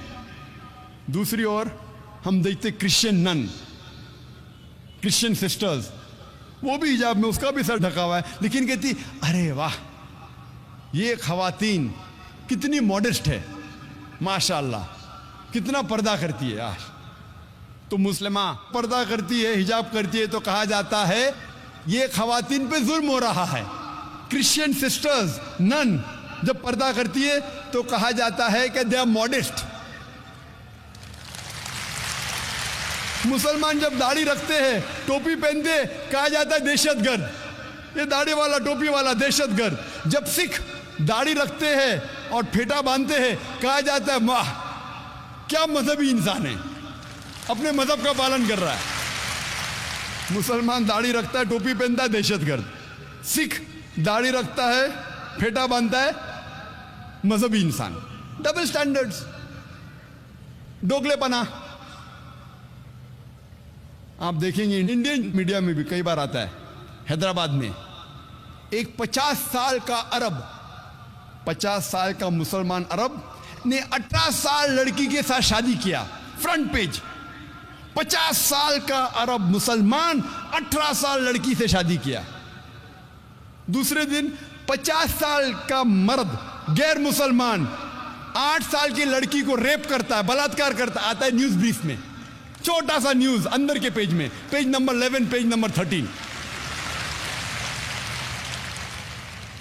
एक 18 साल की लड़की मर्जी से शादी करती है 50 साल के मर्द से, आता है फ्रंट पेज। एक 50 साल का गैर मुसलमान बलात्कार करता है, जिना बिल जबर करता है 8 साल की लड़की के साथ, आता है न्यूज ब्रीफ में। क्यों? Double standards. हम देखते हैं अक्सर कहा जाता है मुस्लिम टेररिस्ट, मुस्लिम टेररिस्ट, इस्लामिक टेररिज्म। और आप देखेंगे एक पैनल था हमारे एग्जीबिशन में कि कई बार दो ऑपोजिट हो ही नहीं सकता। मिसाल के तौर पे अगर मैं कहूं कि ice as caught on fire, बर्फ पर आग लग गई, ये मुमकिन ही नहीं, बर्फ आग पकड़ ही नहीं सकता। अगर मैं कहूंगा 4 साइडेड ट्रायंगल, 4 कोने वाला ट्रायंगल, ट्रायंगल के 4 कोने हो ही नहीं सकते, ट्रायंगल के 3 कोने होते, ये कॉन्ट्रडिक्टिंग है। अगर मैं कहूंगा हॉट आइसक्रीम, गरम आइसक्रीम, हो ही नहीं सकती। उसी तरीके से इस्लामिक टेररिज्म, इस्लाम मतलब अमन, टेररिज्म मतलब अमन के खिलाफ, तो इस्लामिक टेररिज्म हो ही नहीं सकता। एक मुस्लिम टेररिस्ट हो ही नहीं सकता। हो सकता है कुछ लोग जो अपने आप को मुसलमान कहते हैं और भटक जाते हैं और इस्लाम के खिलाफ कुछ काम करते हैं, तो उसे मुस्लिम टेररिस्ट नहीं कहेंगे आप। वो तो भटका हुआ, वो तो इस्लाम के दायरे के बाहर है और वो बेगुनाह लोग की जान ले रहा है। लेकिन अब मीडिया को देखते डबल स्टैंडर्ड्स क्या है। जब मैं यूके में गया था 3 साल पहले, मेरा लेक्चर था, मैं चीफ स्पीकर था, जो कॉन्फ्रेंस ऑन टेररिज्म, दहशतगर्दी पे कॉन्फ्रेंस था। तो उसके बाद बर्मिंघम में हमारी क्रू साथ में थी, हम लोग शूटिंग कर रहे थे। शूटिंग मतलब फिल्मिंग। हम लोग फिल्मिंग को भी शूटिंग कहते, तो बंदूक के साथ नहीं थे, कैमरा के साथ थे। हम लोग एक ग्रेवयार्ड में, एक यहूदी कब्रिस्तान में शूटिंग कर रहे थे। तो देखे 7-8 लोग टोपी दाढ़ी वाले, तो यहूदी ने देखा, फौरन पुलिस को फ़ोन किया। हमने शूटिंग ख़त्म कर लिए, फिल्मिंग ख़त्म कर लिए। फिर पता चला कि पुलिस हम लोग को ढूंढ रही है। ये कौन 8-9 लोग दाढ़ी टोपे वाले? अभी कब्रिस्तान में किसकी जान लेंगे हम भाई? तो पता चलता है कि लोग हमें ढूंढ रहे। फिर एक मशहूर मुसलमान चीफ ऑफ पुलिस को फ़ोन करता है कि आप किसको ढूंढ रहे? नहीं, हमको पता चला कुछ लोग वो यहूदी कब्रिस्तान में कुछ चीज़ करने के लिए आए। तो मुसलमान ने कहा, क्या मैंने चंद दिन पहले आपको डीवीडी दी थी एक मुकर्रिर की, जाकिर नाइक? हाँ, मैं सुन चुका हूँ। क्या अच्छी तकरीर थी। वही इंसान था, वही इंसान था, वो आदमी था कब्रिस्तान में, मुझे पता नहीं। वो ढूंढ रहे कौन दाढ़ी टोपी वाला कब्रिस्तान में क्या कर रहे। यही यूके में, यही इंग्लैंड में अक्सर हम जानते हैं कि सबसे ज्यादा जो बेगुनाह लोग का जिसने कत्ल किया है वो है IRA, आयरिश रिपब्लिकन आर्मी। ये आयरिश रिपब्लिकन आर्मी, ये आर्मी है, ये खुसूसन कैथलिक्स है। क्रिश्चियन में भी 2 भाग है, कैथलिक्स एंड प्रोटेस्टेंट। ये कैथलिक लोग हैं। इन्हें कभी भी कैथलिक टेररिस्ट नहीं कहा गया है, कभी भी क्रिश्चियन टेररिस्ट नहीं कहा गया। कहा गया IRA, आयरिश रिपब्लिकन आर्मी। इलाके के बुनियाद पे जाना गया, मजहब के बुनियाद पे नहीं। हम जानते हैं Tamil Tigers, LTTE, Liberation Tamil Tigers Eelam. कभी हिंदू टेररिस्ट कहा गया उनको? नहीं। क्यों? क्योंकि वो मुसलमान नहीं है। उल्फा असम में, United Liberation Front of Assam, खुसूसन एक ऐसा ऑर्गेनाइजेशन है, टेररिस्ट ऑर्गेनाइजेशन, जो खुसूसन मुसलमान का कत्ल करता है। उसे कभी भी हिंदू टेररिस्ट नहीं कहा गया। क्यों? लेकिन मुसलमान में पकड़ा जाता है, उसे कहा जाता है मुस्लिम टेररिस्ट। क्यों? वाई दी डबल स्टैंडर्ड्स? वाई?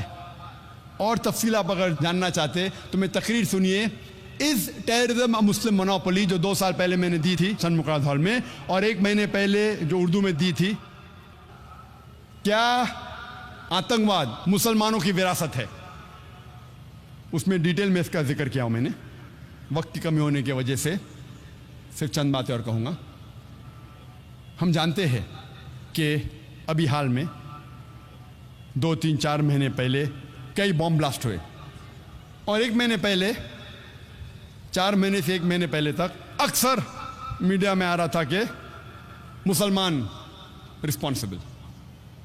और हम जानते हैं कि यूएसए में भी, यूएसए में जो बॉम्ब ब्लास्ट हुआ था 1995 में 16 अप्रैल को, ओक्लाहोमा बॉम्बिंग, जो सबसे बड़ा बॉम्ब ब्लास्ट हुआ था उस वक्त, जहां 166 लोग का कत्ल होता है, उसमें हेडलाइंस आता है middle east conspiracy, middle east conspiracy, middle east conspiracy. लगातार हर रोज कई हफ्तों बाद जब पता चलता है कि ये तो अमेरिकन लोग ने किया था, टॉम एंड टेरी, एक बार न्यूज में आता है, फिनिश, न्यूज के बाद गायब।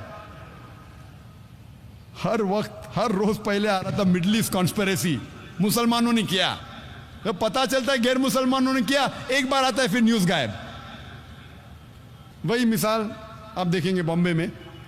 बॉम्बे में जब बॉम्ब ब्लास्ट हुए, प्राइम सस्पेक्ट मुस्लिम्स, और चंद महीने पहले, 3 महीने पहले, 2 महीने पहले, 1 महीने पहले अक्सर प्रेस में आता था मास्टरमाइंड तोकीर, जिसे कहा जाए सोभान कुरैशी। हर time headlines, most of the media page के ऊपर headline, Tauqeer Subhan Qureshi mastermind of the bomb blast. और मीडिया में आ रहा था, पुलिस कहती है मास्टरमाइंड है तोकीर सोभान कुरैशी। 1.5 महीने पहले जॉइंट कमिश्नर ऑफ पुलिस कहती है कि पुलिस ने कभी कहा ही नहीं कि तोकीर मास्टरमाइंड था बॉम्ब ब्लास्ट का। ये तो मीडिया क्रिएशन है, ये तो मीडिया का फलसफा है। तो हमें अभी तहकीक करना पड़ेगा कि मीडिया जो कहती है पुलिस के खिलाफ भी कह सकती है। अगर मीडिया पुलिस के खिलाफ कह सकती है और बच सकती है, तो हम आम हिंदुस्तानी क्या कर सकते हैं? लगातार हेडलाइन तोकीर सोभान कुरैशी मास्टरमाइंड, बाद में आता है न्यूज ब्रीफ, एक बार आता है पेपर में तोकीर इज इनोसेंट, बस खलास। महीनों तक उस मुसलमान की मीडिया धज्जियां उड़ा रही है, एक बार आता है क्या वो इनोसेंट है। मैं कहता हूं पुलिस एक्शन क्यों नहीं लेती मीडिया पे? अगर मीडिया पुलिस पे इल्जाम लगा रही है कि पुलिस कहती है कि तौकीर सोबान कुरैशी मास्टरमाइंड था और जॉइंट कमिश्नर कहता है कि मैंने कभी कहा ही नहीं, पुलिस ने कहा ही नहीं, तो आप मीडिया को सू क्यों नहीं करते हैं? सू करो। एक बार आता है क्या वो मास्टरमाइंड नहीं था और न्यूज़ के बाद गायब। अक्सर लोग ने तो पढ़ा नहीं होगा उसको, लगातार महीनों तक आ रहा है मास्टरमाइंड, एक बार आता है कि नहीं है। इसीलिए Chief Justice of India KG. Balakrishnan कहते हैं, जो टाइम्स ऑफ इंडिया में इसकी रिपोर्ट आई थी 20 अक्टूबर 2008 में, Chief Justice of India KG. Balakrishnan कहते हैं कि media should not run a parallel trial. Media साथ साथ जिन लोगों पे इल्जाम लगाया गया है उनके साथ ट्रायल नहीं करना चाहिए। मीडिया को क्या हक है? वो पुलिस अगर इल्जाम लगाती है, पुलिस लेके जाएंगी उसको कोर्ट में और जज फैसला करेगा। ये मीडिया कब से फैसला करने लगी? Chief Justice of India KG. Balakrishnan कहते हैं कि मीडिया को क्या हक है? अगर पुलिस समझती है कोई गुनहगार है, उसको पकड़ती है, अभी तक उसको पेश भी नहीं किया जज के सामने, मीडिया कह देती है क्या ये टेररिस्ट है, मास्टरमाइंड है। मीडिया को क्या हक है? 2 साल पहले 2006 में जुलाई में बॉम्बे में ट्रेन सीरियल ब्लास्ट हुए, उसके 2-3 महीने बाद में तकरीर दिया था चंद मुकराद हॉल में, इस टेयर द मुस्लिम मोनोपोली। उस वक्त मैंने कहा कि मीडिया कहती थी कि मदरसाज आर रिस्पॉन्सिबल। मदरसा पे इल्जाम लगाया गया। मैंने कहा मीडिया से, क्या एक भी आपके पास सबूत है? एक भी मदरसा हिंदुस्तान में, हिंदुस्तान के बाहर में नहीं जानता हूं, एक भी मदरसा पेश करो सारे हिंदुस्तान में जो टेररिस्ट एक्टिविटी में इन्वॉल्व था, दहशतगर्दी में इन्वॉल्व था? एक भी नहीं, एक भी नहीं। फिर आप कैसे कहते हैं कि मदरसा टेररिस्ट को जन्म देता है?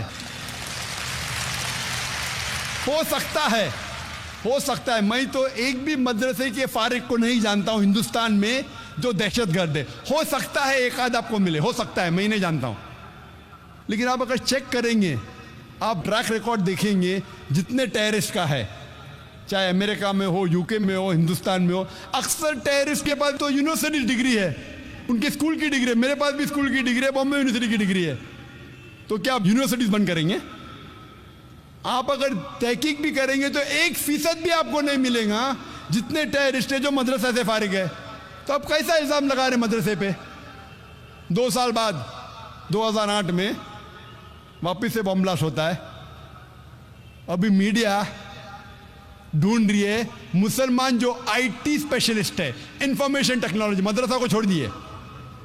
अभी बॉम्बे में पकड़ ली है पुलिस कौन मुसलमान आईटी स्पेशलिस्ट है, कौन मुसलमान तालीम याफ्ता है। आप अगर कंप्यूटर जानते अंदर तहकीक के लिए, 2 साल पहले इल्जाम लगाते मुसलमान अनपढ़, मदरसा सही तालीम देता नहीं, मुसलमान में तालीम होना चाहिए। 2 साल बाद यू टर्न, जो मुसलमान तालीम याफ्ता उसको पकड़ लिए। पूना के अंदर में तकरीर किया था, वहां के लोग डरे थे 1 महीना पहले, 19 अक्टूबर 2008 में। मौजूद था क्या आतंकवाद मुसलमानों की विरासत है। सब पूना के मुसलमान सहमे हुए थे। इल्जाम था कई पूना के मुसलमानों पे। लाइमलाइट पे था मंसूर पीर बॉय जो आईटी स्पेशलिस्ट है, याहू के लिए काम करता है। उसकी तनख्वाह थी 19 लाख सालाना। 19 लाख, सोच सकते 19 लाख ने हर महीने 1.5 लाख से ज्यादा कमाता है मुसलमान। उसको गिरफ्तार किया गया है और इल्ज़ाम लगा गया था। क्योंकि मैं ना तौकीर सोबान कुरैशी को जानता हूँ, ना मेरा दोस्त है, मेरा दुश्मन है। मैं पीर भाई को भी नहीं जानता हूँ, ये मंसूर पीर भाई को। लेकिन लोग मुझे पूछते हैं, doctor Zakir Naik, do you consider Mansoor Peerbhoy to be terrorist? क्या आप समझते हैं मंसूर पीर भाई टेररिस्ट है? तो मैंने कहा कि हज़ारों मुसलमानों को गिरफ्तार करते, हज़ारों मुसलमानों को इलीगली डिटेन करते, उनमें से 1% भी नहीं साबित होते टेररिस्ट है। तो अगर मैं लॉजिकली बात करूं तो मैं कहूंगा 99% Mansoor Peerbhoy is not a terrorist. 99% Mansoor Peerbhoy terrorist नहीं। मैंने तहकीक नहीं किया उसके ऊपर, मैं तो सिर्फ एवरेज बता रहा हूं। एवरेज। मैं ना मंसूर पीर बॉय को जानता हूं, ना मेरा दोस्त है ना मेरा दुश्मन है, ना मैं उसके खिलाफ हूं ना उसके फेवर में हूं। हाल ही में एक हफ्ते पहले मीडिया मुझसे पूछती है, डॉक्टर जाकिर नाइक, क्या आप समझते हैं, ये चीज़ 1 साल पहले 2 साल पहले भी पूछी गई थी, क्या आप समझते हैं बिन लादेन टेररिस्ट है? तो मैंने कहा कि अगर मैं बीबीसी और सीएनएन की बात मानूं तो मुझे यकीनन कहना पड़ेगा कि Osama bin Laden is a terrorist, Osama bin Laden दहशतगर्द है। लेकिन कुरान में लिखा है सूरह हुजुरात में सूरा नंबर 49 वर्स नंबर 6, जो इस तकरीर के शुरू में इमाम शेख अहमद अली अब्दुर्रहमान हुदैफी ने तिलावत की थी, उसमें लिखा है कि जब भी कोई फासिक आपको कोई खबर देता है उसकी तहकीक करो दूसरे तक पहुंचाने के पहले। तो अगर मैं बीबीसी और सीएनएन की बात मानूं, मुझे कहना ही पड़ेगा क्या बिन लादेन टेररिस्ट है। लेकिन मैं बीबीसी और सीएनएन के बुनियाद पे नहीं कह सकता हूं। आप मुझे पूछेंगे क्या is Osama bin Laden a terrorist, क्या ओसामा बिन लादेन दहशतगर्द है, मैं कहूँगा ना वो दहशतगर्द है ना ही साधु है। ओसामा बिन लादेन ना दहशतगर्द है ना साधु है, ना मेरा दोस्त है ना मेरा दुश्मन है, क्योंकि मैंने ओसामा बिन लादेन पे तहकीक नहीं की है। मैं मीडिया से पूछता हूं कि अंग्रेज जब भगत सिंह को टेररिस्ट कहते हैं, आप मानते हैं भगत सिंह टेररिस्ट है? वो मीडिया कहती नहीं नहीं, भगत सिंह तो देशभक्त था। तो मैंने कहा मैं भी मानता हूं भगत सिंह देशभक्त था, भगत सिंह टेररिस्ट नहीं था, क्योंकि मैंने हिंदुस्तान की तारीख की तहकीक की है, मैं जानता हूं वो देशभक्त था। इसीलिए मैं अंग्रेज के बात को नहीं मानता हूं। फिर मैं मीडिया से पूछता हूँ, वही अंग्रेज आज कहते हैं ओसामा बिन लादेन टेररिस्ट है, तो आप अंग्रेज की बात क्यों मानते? तो मीडिया हंसने लगता है। मैं बोलता हूँ हिंदुस्तानी मीडिया से, आपको डबल स्टैंडर्ड क्यों? वही अंग्रेज भगत सिंह को टेररिस्ट कहते, आप कहते गलत है। आज वो कहते ओसामा बिन लादेन टेररिस्ट, आप बोलते सही है। मैं वापस से कहना चाहता हूँ, ओसामा बिन लादेन ना मेरा दोस्त है ना मेरा दुश्मन है, ना मैं उसे जानता हूँ। तो मैं ओसामा बिन लादेन के ना फेवर में हो ना अगेंस्ट हो, मैं तो सिर्फ कुरान में जो इन्फॉर्मेशन है कह रहा हूँ। तो आप ये गलत मत समझो। मैं कहता हूँ मेरे नज़रिए से ना टेररिस्ट है ना सेंट है, ना दहशतगर्द है ना साधु है, ना अच्छा है ना बुरा है। मैंने तहकीक किया ही नहीं, क्योंकि मैं पढ़ चुका हूँ, कई डीवीडी देख चुका हूँ जिसमें लिखा है कि 9/11 की जिम्मेदार खुद यूएस गवर्नमेंट है। आप देखेंगे 9/11 के ऊपर डीवीडी डॉक्यूमेंट्री लूज चेंज देखिए, कई डॉक्यूमेंट्री है जिसमें कहा गया है, जो अमेरिकन क्रिश्चियन लोग ने उसे निकाला है और कहा है कि यूएस गवर्नमेंट इज रिस्पॉन्सिबल। अभी 2 साल पहले टाइम्स ऑफ इंडिया में एक रिपोर्ट आई थी कि 75 यूएस साइंटिस्ट और प्रोफेसर ये कहते हैं कि 9/11 जो ट्विन टावर पर अटैक किया गया था वो इनसाइड जॉब था, वॉशिंगटन डीसी व्हाइट हाउस में प्लान किया गया था, जॉर्ज बुश रिस्पॉन्सिबल है। आप मुझे पूछेंगे कौन रिस्पॉन्सिबल है, जॉर्ज बुश के ओसामा बिन लादेन? मैं जानता नहीं हूँ, मैं तो सिर्फ न्यूज़ पढ़ता हूँ मीडिया में। कोई कहता है जॉर्ज बुश ने क्या है 9/11, कोई कहता है ओसामा बिन लादेन ने क्या है, मैं जानता नहीं हूँ। तो मैं कैसे कह सकता हूँ कि ओसामा बिन लादेन टेररिस्ट है? 1 हफ्ते पहले मीडिया मुझसे पूछ रही है, डॉक्टर जाकिर क्या आप ये कहते हैं कि साध्वी प्रज्ञा सिंह ठाकुर टेररिस्ट है? मेरा जवाब वही था, मेरे नज़रिए में साध्वी प्रज्ञा सिंह ठाकुर ना दहशतगर्द है ना वो साधु है। She is neither a terrorist neither is she a saint, क्योंकि मैंने उसके ऊपर तहकीक नहीं की है। तो मैं कैसे कह सकता हूं कि साध्वी प्रज्ञा सिंह ठाकुर टेररिस्ट है? ये पुलिस उसे पकड़ी है, एटीएस वाले कह रहे हैं कि उसने बॉम्ब ब्लास्ट किया है, मैं नहीं जानता हूं। अभी कुछ हफ्ते पहले हेडलाइंस कई न्यूज़ में, इंडिया के न्यूज़ चैनल्स में आ रहा था कि डॉक्टर जाकिर नाइक कहता है कि ओसामा बिन लादेन टेररिस्ट नहीं है। मेरे सेंटेंस को आउट ऑफ कॉन्टेक्स्ट कोट कर रही है और टेलीविजन पे दिखाया Osama bin Laden is not a terrorist. आधे सेंटेंस को दिखाते, पूरा सेंटेंस में क्या है, Osama bin Laden is not a terrorist neither a saint. आधा जुमला दिखाते और लोग मेरे खिलाफ कहते हैं जाकिर अभी ओसामा बिन लादेन को सपोर्ट कर रहा है। मैंने किधर सपोर्ट किया उसको? ना मैं उसके सपोर्ट में ना खिलाफ हूं। जैसा मैंने इंटरव्यू में कहा कि साध्वी प्रज्ञा सिंह ठाकुर वो टेररिस्ट नहीं है, ना साधु है, मैं नहीं जानता हूं।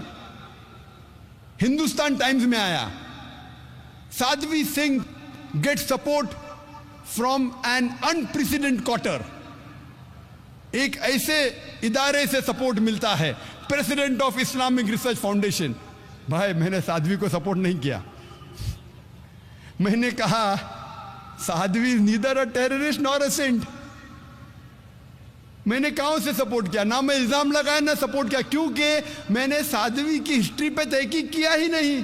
तो कैसा मैं कह सकता हूं क्या वो टेररिस्ट है या साधु है? मैं नहीं कह सकता। जिस तरीके से बिन लादेन के बारे में मैं नहीं कहता हूं अच्छा है कि बुरा है, उसी तरीके साध्वी के बारे में मैंने तहकीक नहीं की है। भगत सिंह कह सकता हूं क्या टेररिस्ट नहीं था, क्योंकि मैंने तहकीक की है। मीडिया मुझसे पूछती है, एक महीने से पुलिस हिंदू टेररिस्ट को पकड़ रही है, आपको क्या कहना है ये हिंदू टेररिस्ट के बारे में?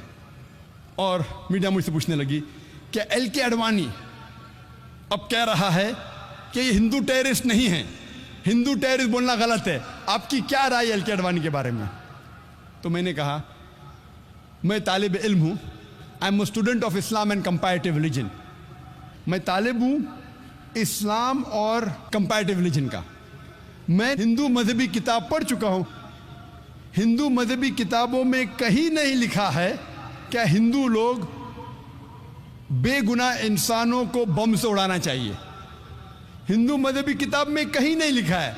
तो हिंदू टेररिस्ट बोलना बिल्कुल गलत है, क्योंकि मैं हिंदू मजहबी किताब पढ़ चुका हूं। जिस तरीके से मैं कहता हूं कि मुस्लिम टेररिस्ट बोलना गलत है, तो एलके अडवाणी बिल्कुल 100% सही है। इस बात पे मैं कहता हूं एलके अडवाणी सही है। कुछ साल पहले एलके अडवाणी ने कहा था कि जो आदमी बलात्कार करता है उसके लिए तजवीज़ की थी जब वो होम मिनिस्टर था। एलके अडवाणी ने कहा था, श्री एलके अडवाणी ने, कि जो आदमी बलात्कार करता है उसको मिलना चाहिए सजाए मौत। तो मैंने कहा मैं एलके अडवाणी की इस बात को 100% तस्लीम करता हूं। बाकी बातें सही होंगी या गलत होंगी वो अलग है, इस बात पे तस्लीम करता हूं। अभी मैं दूसरी बात को तस्लीम करता हूं। जब एलके अडवाणी कहता है कि हिंदू टेररिस्ट बोलना गलत है, मैं उनकी बात को बिल्कुल मानता हूं। एलके अडवाणी ने हिंदू मजहबी किताब का मुताला किया है कि नहीं मैं नहीं जानता, लेकिन मैंने तो किया है। वो किस वजह से कह रहा है हिंदू टेररिस्ट नहीं बोलना चाहिए, मैं जानता नहीं हूं, मैं पॉलिटिशियन नहीं हूं। लेकिन क्योंकि मैं स्टूडेंट हूं इस्लाम और कंपैरेटिव रिलीजन का, मैं ये जानता हूं कि इन लोगों को लेफ्टिनेंट कर्नल प्रसाद पुरोहित या साध्वी सिंह ठाकुर को हिंदू टेररिस्ट बोलना गलत है, क्योंकि हिंदू मजहब में कहीं नहीं लिखा है कि बम से मासूमों को उड़ाना चाहिए। और हमारे देश में कानून है, इनोसेंट अंटिल प्रूवन गिल्टी, यानी कोई भी इंसान मासूम है जब तक उसका जुर्म साबित नहीं हुआ। लेकिन जब मुसलमान पकड़े जाते हैं लॉ उल्टा हो जाता है, गिल्टी अंटिल प्रूवन इनोसेंट, यानी आप गुनहगार है जब तक आप मासूम नहीं साबित किए जाते। क्यों? हिंदुस्तान का कानून है कि कोई भी हिंदुस्तान का नागरिक, कोई भी इंसान पकड़ा जाता है वो मासूम है जब तक उसका गुनाह साबित नहीं होता। जब मुसलमान पकड़ा जाता है तो वो गुनहगार है, मुजरिम है, जब तक वो मासूम नहीं साबित किया जाता। क्यों? मेरे डबल स्टैंडर्ड नहीं है। जब मैं कहता हूं मुस्लिम टेररिस्ट बोलना गलत है, तो मैं वो भी कहता हूं कि हिंदू टेररिस्ट बोलना गलत है। जब मैं कहता हूं बिन लादेन मैं जानता नहीं हूं, बिन लादेन को तो किसने पकड़ा ही नहीं अभी तक, साध्वी को तो पकड़ा, पुलिस ने इंटरोगेट किया, फिर भी मैं कहता हूं कि मैं जानता नहीं हूं। बिन लादेन को किसने पकड़ा? वो जॉर्ज बुश ने कहा टोनी ब्लेयर से क्या प्रूफ है, दुनिया को तो नहीं दिखाया। यहां तो पुलिस ने इंटरोगेट किया साध्वी को, लेफ्टिनेंट कर्नल पुरोहित को, फिर भी मैं कहता हूं कि मैं उन्हें नहीं मुजरिम ठहरा सकता हूं तब तक जब तक कोर्ट फैसला नहीं करती। और हम मुसलमानों को अल्हम्दुलिल्लाह सुम्मा अल्हम्दुलिल्लाह इंडियन जुडिशरी सिस्टम पे नाज है, इंडियन जुडिशरी सिस्टम की कदर करते हैं कि अल्हम्दुलिल्लाह सुम्मा अल्हम्दुलिल्लाह कितने भी लोग अगर बेगुनाह लोग अरेस्ट होते हैं माशाअल्लाह अल्हम्दुलिल्लाह सुम्मा अल्हम्दुलिल्लाह, हमारे हिंदुस्तान के जजेस जो है, और कल उनकी तकरीर थी जस्टिस फॉर पीस। 2 जस्टिस थे, जस्टिस हॉस्बिट सुरेश और जस्टिस कोलसे पाटिल, जो माशाअल्लाह आपके सामने पेश किए कि जस्टिस होना ज़रूरी पीस के लिए। और हमारे नौजवान एडवोकेट मुबीन सोलकर भी थे माशाअल्लाह, जो आपको साबित किए कि पीस होने के लिए जस्टिस ज़रूरी है। जब तक अदल नहीं रहेगा इस देश में, तब तक इस देश में अमन नहीं रहेगा। 7वीं स्ट्रैटेजी, मीडिया अक्सर जब भी कोई मुसलमान जो इस्लाम पे अमल नहीं कर रहा है और इस्लाम के खिलाफ बात करता है, मीडिया उसे हाईलाइट करती है। कोई मुसलमान जो मुसलमान नाम का है, इस्लाम से दूर है, लेकिन इस्लाम के खिलाफ लिखता है तो उसे हाईलाइट करती है। हमारे पास मिसाल है सलमान रश्दी और तस्लीमा नसरीन की। सलमान रश्दी को मीडिया ने इतना हाईलाइट किया, क्यों? क्योंकि वो नाम का मुसलमान था और उसने किताब लिखी थी सैटेनिक वर्सेस, इस्लाम के खिलाफ, मोहम्मद सल्लल्लाहु अलैहि वसल्लम के खिलाफ। मीडिया उसे इतना उछालती है कि वो बन जाता है मिलियनर, करोड़पति ओवरनाइट। सैटेनिक वर्सेस के पहले चंद लोग जानते थे। सलमान रश्दी को आज मीडिया ने इतना हीरो बना दिया कि वो करोड़पति अरबोपति बन गया। क्यों? क्योंकि एक मुसलमान इस्लाम के खिलाफ किताब लिखा, मोहम्मद सल्लल्लाहु अलैहि वसल्लम के खिलाफ लिखा। रहता है यूके में। वो यूके चंद साल पहले, सलमान रश्दी किताब लिखने के पहले, एक अमेरिकन राइटर मार्गरेट थैचर जब प्राइम मिनिस्टर थी, उसके लिए 4 लेटर का वर्ड इस्तेमाल करता है, 4 लेटर का लफ्ज। मैं वो अल्फाज को कह नहीं सकता हूं क्योंकि मैं मुसलमान हूं। फादर, अंकल, कजन, किंग, और उस अमेरिकन के ऊपर बैन लग जाता है। हमारी प्राइम मिनिस्टर को फादर, अंकल, कजन, किंग कहता है, बैंड। कुछ वक्त के बाद सलमान रश्दी वही प्राइम मिनिस्टर को वही अल्फाज को एक्टिव करता है, father, uncle, cousin, king add कर जाता है ING, और उसको अवार्ड देती है गवर्नमेंट। क्यों? क्योंकि उसने इस्लाम के खिलाफ लिखा। वही प्राइम मिनिस्टर मार्गरेट थैचर को वही बुक सैटेनिक वर्सेस में Salman Rushdie father, uncle, cousin, king और इंग कहता है कई बार। उसी प्राइम मिनिस्टर मार्गरेट थैचर को कहता है, लफ्ज इस्तेमाल नहीं कर सकता हूं मैं, कहता है फीमेल डॉग, कहता है कुत्ती, और उसे यूके गवर्नमेंट अवार्ड देती है नाइटहुड। क्यों? क्योंकि उसी किताब में उसने मोहम्मद सल्लल्लाहु अलैहि वसल्लम के खिलाफ भी लिखा, उसने इस्लाम के खिलाफ लिखा। हमें मानना पड़ेगा, उस वक्त इस हिंदुस्तान के प्रधानमंत्री थे राजीव गांधी। राजीव गांधी पहले प्रधानमंत्री थे सारी दुनिया में जब मुसलमान उनके पास गए और बताए कि कितने चीजें खिलाफ लिखी इस्लाम की। अल्हम्दुलिल्लाह सुम्मा अल्हम्दुलिल्लाह, राजीव गांधी ने फौरन उस किताब को इंडिया में बैन कर दी। हक की बात हमें तस्लीम करना चाहिए, हमें मुबारकबाद देना चाहिए। इंडिया पहला मुल्क था जिसमें यह किताब बैन हुई। आज की गवर्नमेंट एक दूसरे मुसलमान को पकड़ती है जो इस्लाम के खिलाफ लिखती है, वो तस्लीमा नसरीन,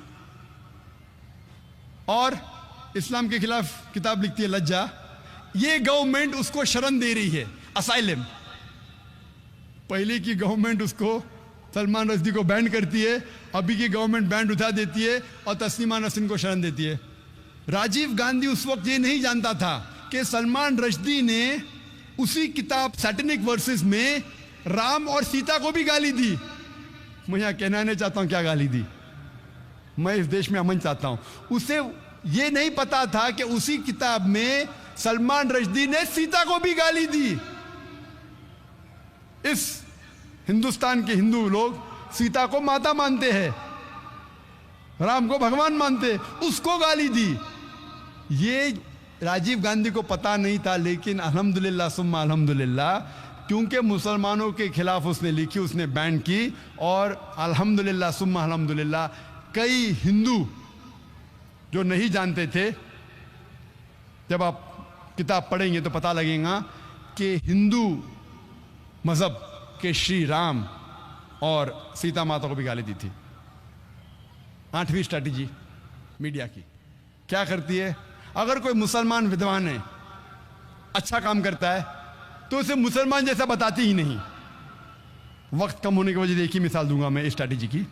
हम जानते हैं कि 8वीं सदी से 12वीं सदी को कहा जाता है, यूरोपियन कहते थे डार्क एजेस, अंधेरे का दौर।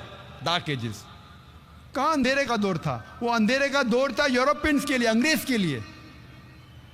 मुसलमान जो अरब साइंटिस्ट थे, इतने कम तहकीक के बावजूद इतनी साइंटिफिक डिस्कवरीज कर चुके थे, दे वर ग्रेट। लेकिन आज जब हम साइंस पढ़ते हैं, हमें पता ही नहीं लगता कि मुसलमान ऊंचाई पे थे। हम पढ़ते हमारी किताब में एरिस्टोटल ऑफ द ईस्ट, एविसीना। एविसीना एविसीना अंग्रेज नाम लगता है ना, उसका असल नाम है अली इब्ने सीना। हम पढ़ते किताब में एविसीना, कौन समझेगा एविसीना मुसलमान था? हम पढ़ते हैं केमिस्ट्री के अंदर एक मशहूर साइंटिस्ट गेबर। गेबर गेबर नहीं, ये जाबिर है, जाबिर इब्ने हय्यान। कौन समझेगा गेबर मुसलमान है? वो जाबिर है, जाबिर इब्ने हय्यान। ऐसी कई मिसाल दे सकता हूं। हम पढ़ते हैं ब्लड सर्कुलेशन के बारे में, विलियम हार्वी। 400 साल पहले, विलियम हार्वी के पहले इब्ने नफीस ने इजाद किया था, डिस्क्राइब किया था ब्लड सर्कुलेशन। और इब्ने नफीस के 600 साल पहले नाजिल हुआ था कुरान, जिसमें लिखा है ब्लड सर्कुलेशन के बारे में। तो मीडिया क्या करती है? अगर मुसलमान विद्वान है, उसे छुपाने की कोशिश करती है कि वो मुसलमान है। वक्त की किल्लत होने की वजह से सिर्फ 8 स्ट्रैटेजीज का बयान करूंगा मीडिया के बारे में, और ये कहना चाहता हूं, हम मुसलमान, हम जानते हैं कि मीडिया अच्छे काम भी कर सकता है, बुरे काम भी कर सकता है। हम मुसलमानों को इस मीडिया का सही इस्तेमाल करना चाहिए, और अफसोस की बात हम नहीं करते। लेकिन दुश्मन इस्लाम मीडिया का पूरा इस्तेमाल कर रहे हैं इस्लाम के खिलाफ काम करने के लिए। और एक आर्टिकल आया था टाइम्स मैगजीन में 16 अप्रैल 1979 में, जिसमें क्रिश्चियन ऑथर लिखता है, एक क्रिश्चियन रिसर्चर लिखता है कि 150 साल में, सन 1800 से सन 1950 तक के इस 150 साल के दरमियान 60,000 से ज्यादा किताबें लिखी गई थी इस्लाम के खिलाफ। यानी हर रोज एक से ज्यादा किताब लिखी गई थी इस्लाम के खिलाफ इन 150 साल में। अभी 9/11 के बाद, 9 सितंबर 2001 के बाद, ये तादाद कई गुना ज्यादा बढ़ गई। हर रोज कई किताबें लिखी जा रही इस्लाम के खिलाफ। हम मुसलमान इस मीडिया का इस्तेमाल नहीं कर रहे हैं। हिंदुस्तान की मिसाल लो, हिंदुस्तान में कितने मुसलमान हैं? हम कह सकते हैं कि 18 करोड़, 20 करोड़, 18 से 20 करोड़ मुसलमान हैं हिंदुस्तान में। जब तहकीक करते हैं कि कोई भी दावती मैगजीन है हिंदुस्तान में, वो कितनी तादाद में छपती है? आप हिंदुस्तान की दावती मैदान की मैगजीन लेंगे, चाहे इंग्लिश हो या उर्दू हो या हिंदी हो, आप ये कह सकते हैं, मैं पूछना चाहता हूं सामाइन से, ऑडियंस से, कि हिंदुस्तान में सबसे ज्यादा दावती मैगजीन कितनी तादाद में छपती है और कौन सी है? हिंदुस्तान में दावती मैदान में कौन सी मैगजीन सबसे ज्यादा तादाद में छपती है? ट्राई कर सकते, गेस कर सकते? इस्लामिक वॉइस, उसकी तादाद है 12,000 से 15,000। 12,000 से 15,000। जब अमेरिका गया था मैं, तो वहाँ चंद साल पहले एक मैगजीन है जो इस्ना निकालती है, होराइजन। वो हर महीने छापती है 50,000। 50,000। ये है मुसलमान मीडिया का इस्तेमाल कर रही है। एक क्रिश्चियन ऑर्गेनाइजेशन है जिसे कहा जाता है जोहाज विटनेसेस। मेन स्ट्रीम क्रिश्चियन नहीं है, एक ऑफशूट है, एक छोटा सा शाख है। जो मेन क्रिश्चियंस कहते हैं ये क्रिश्चियन ही नहीं है, तो मेन स्ट्रीम क्रिश्चियंस कहते हैं जोहाज विटनेस ईसाई है ही नहीं, लेकिन वो लोग अपने आप को ईसाई कहते हैं। मैं पूछना चाहता हूं, ये मैगजीन है उनकी वॉच टावर। वॉच टावर ये मैगजीन है। मैं आपसे पूछना चाहता हूं, क्या आप गेस कर सकते हैं कि कितनी तादाद में छपती है किताब? एक ईसाई ऑर्गेनाइजेशन ऑफशूट है, मेन स्ट्रीम नहीं, एक शाख है। अक्सर क्रिश्चियन कहते हैं क्रिश्चियन है। आप गेस कर सकते हैं कितनी तादाद में छपती है किताब? कितनी तादाद में? लाख के आसपास, 1 लाख के आसपास भाई साहब कह रहे। कोई गेस कर सकता है कितनी तादाद में छपती है? Million, 1 million, 1 million. कोई कहता है लाख, कोई कहता है 10 लाख। 10 लाख, 10 लाख क्या होता है पता है आपको? 2 मिलियन, 20 लाख। ये ऑक्शनिंग हो रहा है। 1 मिलियन, 2 मिलियन, ऑक्शनिंग हो रहा है। ये वॉच टावर मैगजीन, इसकी तादाद छपने की है 37.1 मिलियन, 3 करोड़ 71 लाख। और ये हर महीने नहीं छपती, महीने में 2 बार छपती है, फोर्टनाइटली है। ये 4 कलर मैगजीन है, 4 कलर। इसकी क्वालिटी माशाअल्लाह। 37.1 मिलियन हर 2 हफ्ते, यानी हर महीने 74.2 मिलियन, हर महीने 7 करोड़ 42 लाख, 7 करोड़ 42 लाख। मुसलमान छापना तो दूर, सोच भी नहीं सकते हैं। छापने की बात दूर है, सोच भी नहीं सकते हैं। 74.2 मिलियन हर महीने, हर 2 हफ्ते 37.1 मिलियन। वही ऑर्गेनाइजेशन और एक मैगजीन छापती है, सिर्फ एक नहीं, अवेक। इसकी तादाद कितनी? हर महीने छापती है 35.754 मिलियन, यानी 3 करोड़ 57 लाख हर महीने छापती है वही ऑर्गेनाइजेशन। ये वॉच टावर छापती है 169 लैंग्वेजेस में। कितने? 169 लैंग्वेजेस में वॉच टावर। अवेक 81 लैंग्वेजेस में, 81 जबानों में छापती है हर महीने। और ये वॉच टावर 169 लैंग्वेजेस में हर 2 हफ्ते में छापती है। अक्सर ये किताबें फ्री बांटी जाती है, फ्री। नाम के लिए अगर खरीदने जाएंगे 2 रुपया, 2 रुपये की चाय भी नहीं मिलती आपको। छापने की कीमत कई ज्यादा। ये मीडिया का इस्तेमाल कर रहे तबलीग करने के लिए। हम मुसलमान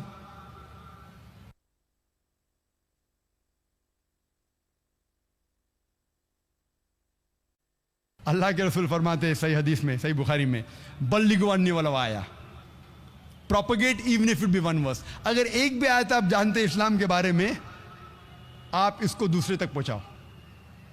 ये क्रिश्चियन मिशनरी पूरा इस्तेमाल कर रहे मीडिया का। कई बार वो गलत इस्तेमाल भी करते हैं। एक बार एक पोस्टर मुझे मिला था, एक पैम्फलेट। ये बड़ा पोस्टर भी है, ये पैम्फलेट है। मैंने एक अरब शेख से पूछा, शेख क्या लिखा है? नजदीक वाले पढ़ सकते, क्या लिखा है? अल्लाह मोहम्मद, अल्लाह मोहम्मद। मैंने शेख से पूछा, यहाँ भी माशाअल्लाह बहुत से लोग बैठे हुए, माशाअल्लाह, शेख मौलाना, अल्लाह मोहम्मद। मैंने कहा शेख गौर से पढ़िए। फिर से कहा अल्लाह मोहम्मद सल्लल्लाहु अलैहि वसल्लम, और गौर से पढ़िए अल्लाह मोहम्मद सल्लल्लाहु अलैहि वसल्लम। माशाअल्लाह सब लोग बैठे, अरबी दान। दूर से तो कह रहे हैं, गौर करके पढ़ेंगे तो लिखा है अल्लाह मोहब्बा, अल्लाह मोहब्बा, गॉड इज लव, खुदा है प्यार। ये बाइबल का कोटेशन है, first epistle of John chapter number 4 verse number 16। आम मुसलमान जब पढ़ेगा इसे चूमेगा, खीसे में डालेगा, चूमेगा। अल्लाह मोहम्मद, ये है लोग को बेवकूफ बनाना। ऐसा लिखा हुआ है कि आम मुसलमान अरबी दानी से अल्लाह मोहम्मद पढ़ेगा सल्लल्लाहु अलैहि वसल्लम, लेकिन ये अल्लाह मोहब्बा, खुदा है प्यार। ऐसा मैं इस्लामिक रिसर्च फाउंडेशन में कई है पोस्टर्स। दूसरा पोस्टर क्या लिखा है? रब्बाना रब्बना के बाद रब्बना आतीना फिद दुनिया, फौरन हमें आदत है पढ़ने की, गौर से पढ़ेंगे। लिखा है अब्बाना, आवर फादर, हमारे वालिद, who art in heaven, hallowed B Dai name. पढ़ेंगे रब्बना आतीना फिद दुनिया, रब्बना ने अब्बाना, हमारे वालिद। डिसीट, कोशिश करते हैं मीडिया का इस्तेमाल कर रहे, हक से इंसान नहीं आता है तो इंसान को बेवकूफ़ बनाना। ऐसे कई मिसाल है, आप अगर मेरी कैसेट देखेंगे डिसीट इन क्रिश्चियन इवेंजलिज्म, अभी वक्त कम है तो कई मिसाल पेश कर सकता हूं मैं। डिसीट इन क्रिश्चियन इवेंजलिज्म, मैं हमेशा कहता हूं कि Christianity product is 0 but marketing is 100%। Marketing media अल्हम्दुलिल्लाह सुम्मा अल्हम्दुलिल्लाह 100%, प्रोडक्ट 0। इस्लाम प्रोडक्ट 100%, माशाअल्लाह, मार्केटिंग 0। प्रोडक्ट हमारा दीन जो है माशाअल्लाह 100%।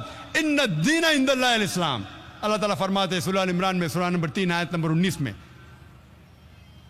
सिर्फ दीन जो सही दीन है अल्लाह के नजदीक वो इस्लाम। लेकिन हम मुसलमान अल्लाह के पैगाम पे अमल नहीं करते, हमारे रसूल के पैगाम पे अमल नहीं करते। अल्लाह के रसूल फरमाते बल्लिगु अन्नी वलौ आया, कि आप एक भी आयत जानते इस्लाम के बारे में उसे फैलाओ, लेकिन हम मुसलमान नहीं फैलाते। क्यों? आप क्रिश्चियन मिशनरीज को देखेंगे, अगर आप जानते जिमी स्वैगैट के बारे में, जिमी स्वैगैट जिसने शेख अहमद दीदात के साथ मुनाजरा किया था, उसका खर्चा एक साल में उसको कम से कम $400 मिलियन चाहिए। हर रोज $1 मिलियन से ज्यादा उसका खर्चा है। 5 करोड़ रुपए से ज्यादा हर रोज खर्चा है उसका दावा करने के लिए। 5 करोड़ से ज्यादा हर रोज जिमी स्वैगैट। और ऐसे अमेरिका में कई ऑर्गेनाइजेशन हैं जिनका दिन का खर्चा $1 मिलियन से ज्यादा है, 5 करोड़ से ज्यादा है। मैं सारी दुनिया में कोई भी दावती इस्लामिक इदारे को नहीं जानता हूं मेरे इल्म में जो 10% भी ये खर्चा करता है, मैं नहीं जानता हूं।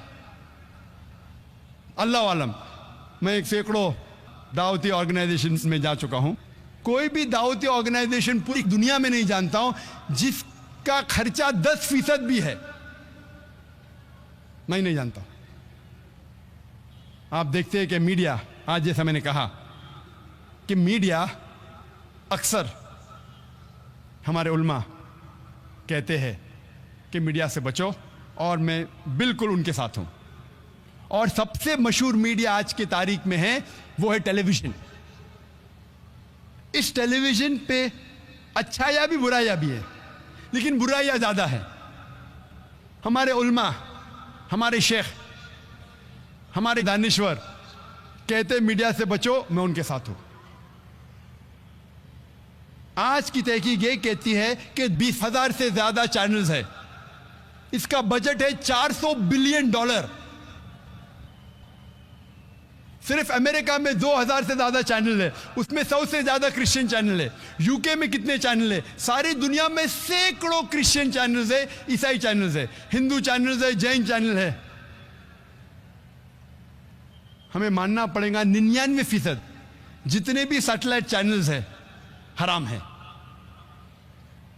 मानना पड़ेगा 99% से ज्यादा जितने सैटेलाइट चैनल्स है हराम है। ऑब्सिनिटी है, उरियानियत है, इस्लाम के खिलाफ है, वाहियात पना है, पोर्नोग्राफी है, हराम है, मानना पड़ेगा। इसीलिए हमारे स्कूल में जो भी एडमिशन लेता है उसके घर में केबल टीवी नहीं होना चाहिए। लेकिन हम अगर इस मीडिया को जो गलत चीज फैलाती है, क्यों ने उसे सही चीज में तब्दील करे?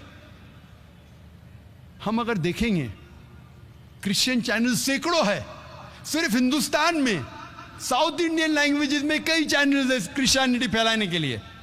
और सबसे फेमस चैनल दुनिया में गॉड टीवी। गॉड टीवी 1995 में शुरू हुआ था, उसका बजट मैं नहीं कहूंगा, बहुत है, 15 सैटेलाइट्स पे आता है। मुस्लिम सैटेलाइट चैनल कितने हैं? सबसे पहला इकरा 1998 में। आज मेरी तहकीक के हिसाब से 50 इस्लामी चैनल भी नहीं है, और 30 से ज्यादा अरबी चैनल है।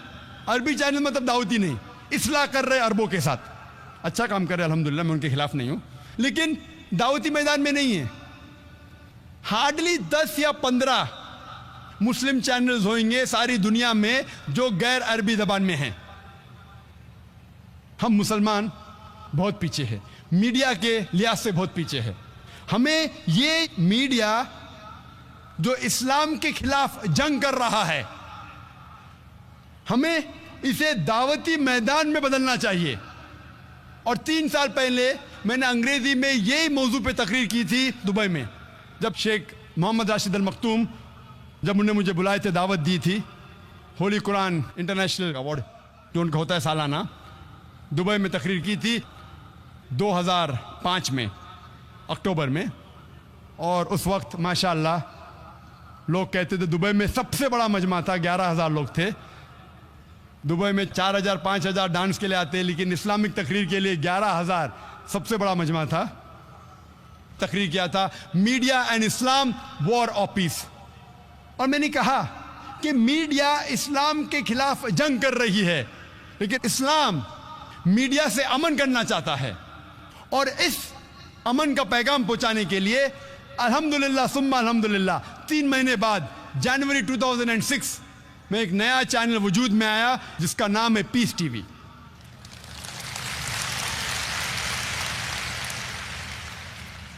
अल्लाह की मदद से अल्हम्दुलिल्लाह ये चैनल वजूद में आया, जो 2/3 हिस्सा 2/3 अंग्रेजी में है और 1/3 उर्दू में है, 1/3 हिस्सा। और हमने अल्लाह सुब्हानहू तआला से दुआ की। चैनल शुरू करना तो मुश्किल है, लेकिन शुरू करने के बाद कुरान और हदीस पे चलाना और मुश्किल है। अल्लाह सुब्हानहू तआला से दुआ की थी मैंने कि अगर चैनल को कुरान और हदीस के मुताबिक नहीं चला सकूं तो बंद करना बेहतर है।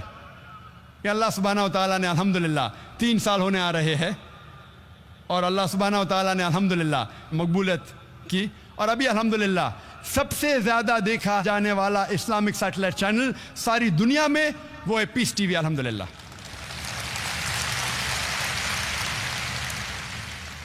जुलाई तक के 3-4 महीने तक के सारी दुनिया में था, सिर्फ साउथ अमेरिका में नहीं था, क्योंकि साउथ अमेरिका में अंग्रेजी जानने वाले बहुत कम है, उर्दू जानने वाले नहीं के बराबर है। लेकिन फिर भी अल्लाह की मदद से हमने उस इलाके को भी कवर किया। और आज हम सारी दुनिया में जो भी इंसान चाहता है, अगर डिश लगाएगा तो इस चैनल को देख सकता है। और अल्हम्दुलिल्लाह सुम्मा अल्हम्दुलिल्लाह सबसे ज़्यादा देखे जाने वाला चैनल, इस्लामिक चैनल आज के तारीख में है पीस टीवी। हमें कई कंप्लेंट्स आए जो उर्दू नहीं जानते, कहने लगे ये उर्दू में क्या बीच में तकरीर आती है, हमें समझता नहीं, ये उर्दू को निकाल दो। उर्दू जानने वाले कहने लगे ये क्या अंग्रेजी में बीच में आता है, हम अंग्रेजी नहीं जानते, अंग्रेजी को निकालो। हम दोनों के बीच में पिस गए। चंद लोग हैं जो उर्दू अंग्रेजी जानते वो खुश थे। उस तकरीर के, दुबई के तकरीर के बाद 3 महीने बाद पीस टीवी वजूद में आया। और हम अल्लाह से दुआ करते इंशाअल्लाह इस तकरीर के बाद इंशाअल्लाह 6 या 8 महीने बाद, मई जून या जुलाई में 2009 में इंशाअल्लाह एक नया चैनल पीस टीवी उर्दू इंशाअल्लाह वजूद में आएगा।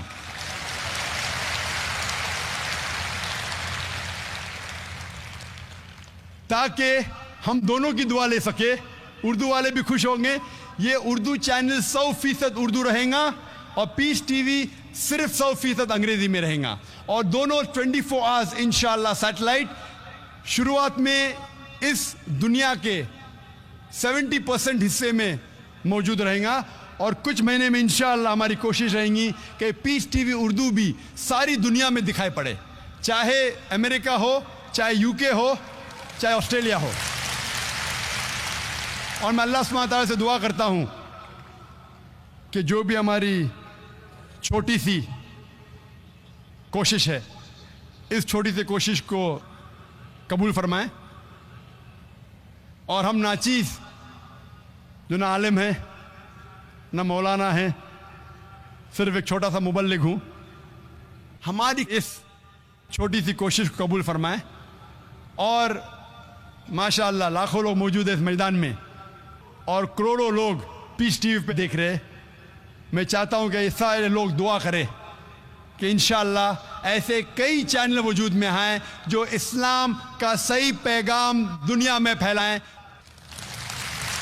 और इस बात के साथ मैं तकरीर को ख़त्म करता हूँ कुरान शरीफ की उस आयत के साथ जिससे मैंने तकरीर को शुरू किया था, सूरह इसरा की सूरह नंबर 17 आयत नंबर 81 में अल्लाह ताला फरमाते वकुल जाल हक वज़ाकल बातिल इन्नल बातिल काना ज़ऊका। कहो कि हक आ चुका है और बातिल ख़त्म हो चुका है और बातिल को ख़त्म होना ही है। वाखिर दावाना अल्हम्दुलिल्लाहि रब्बिल आलमीन।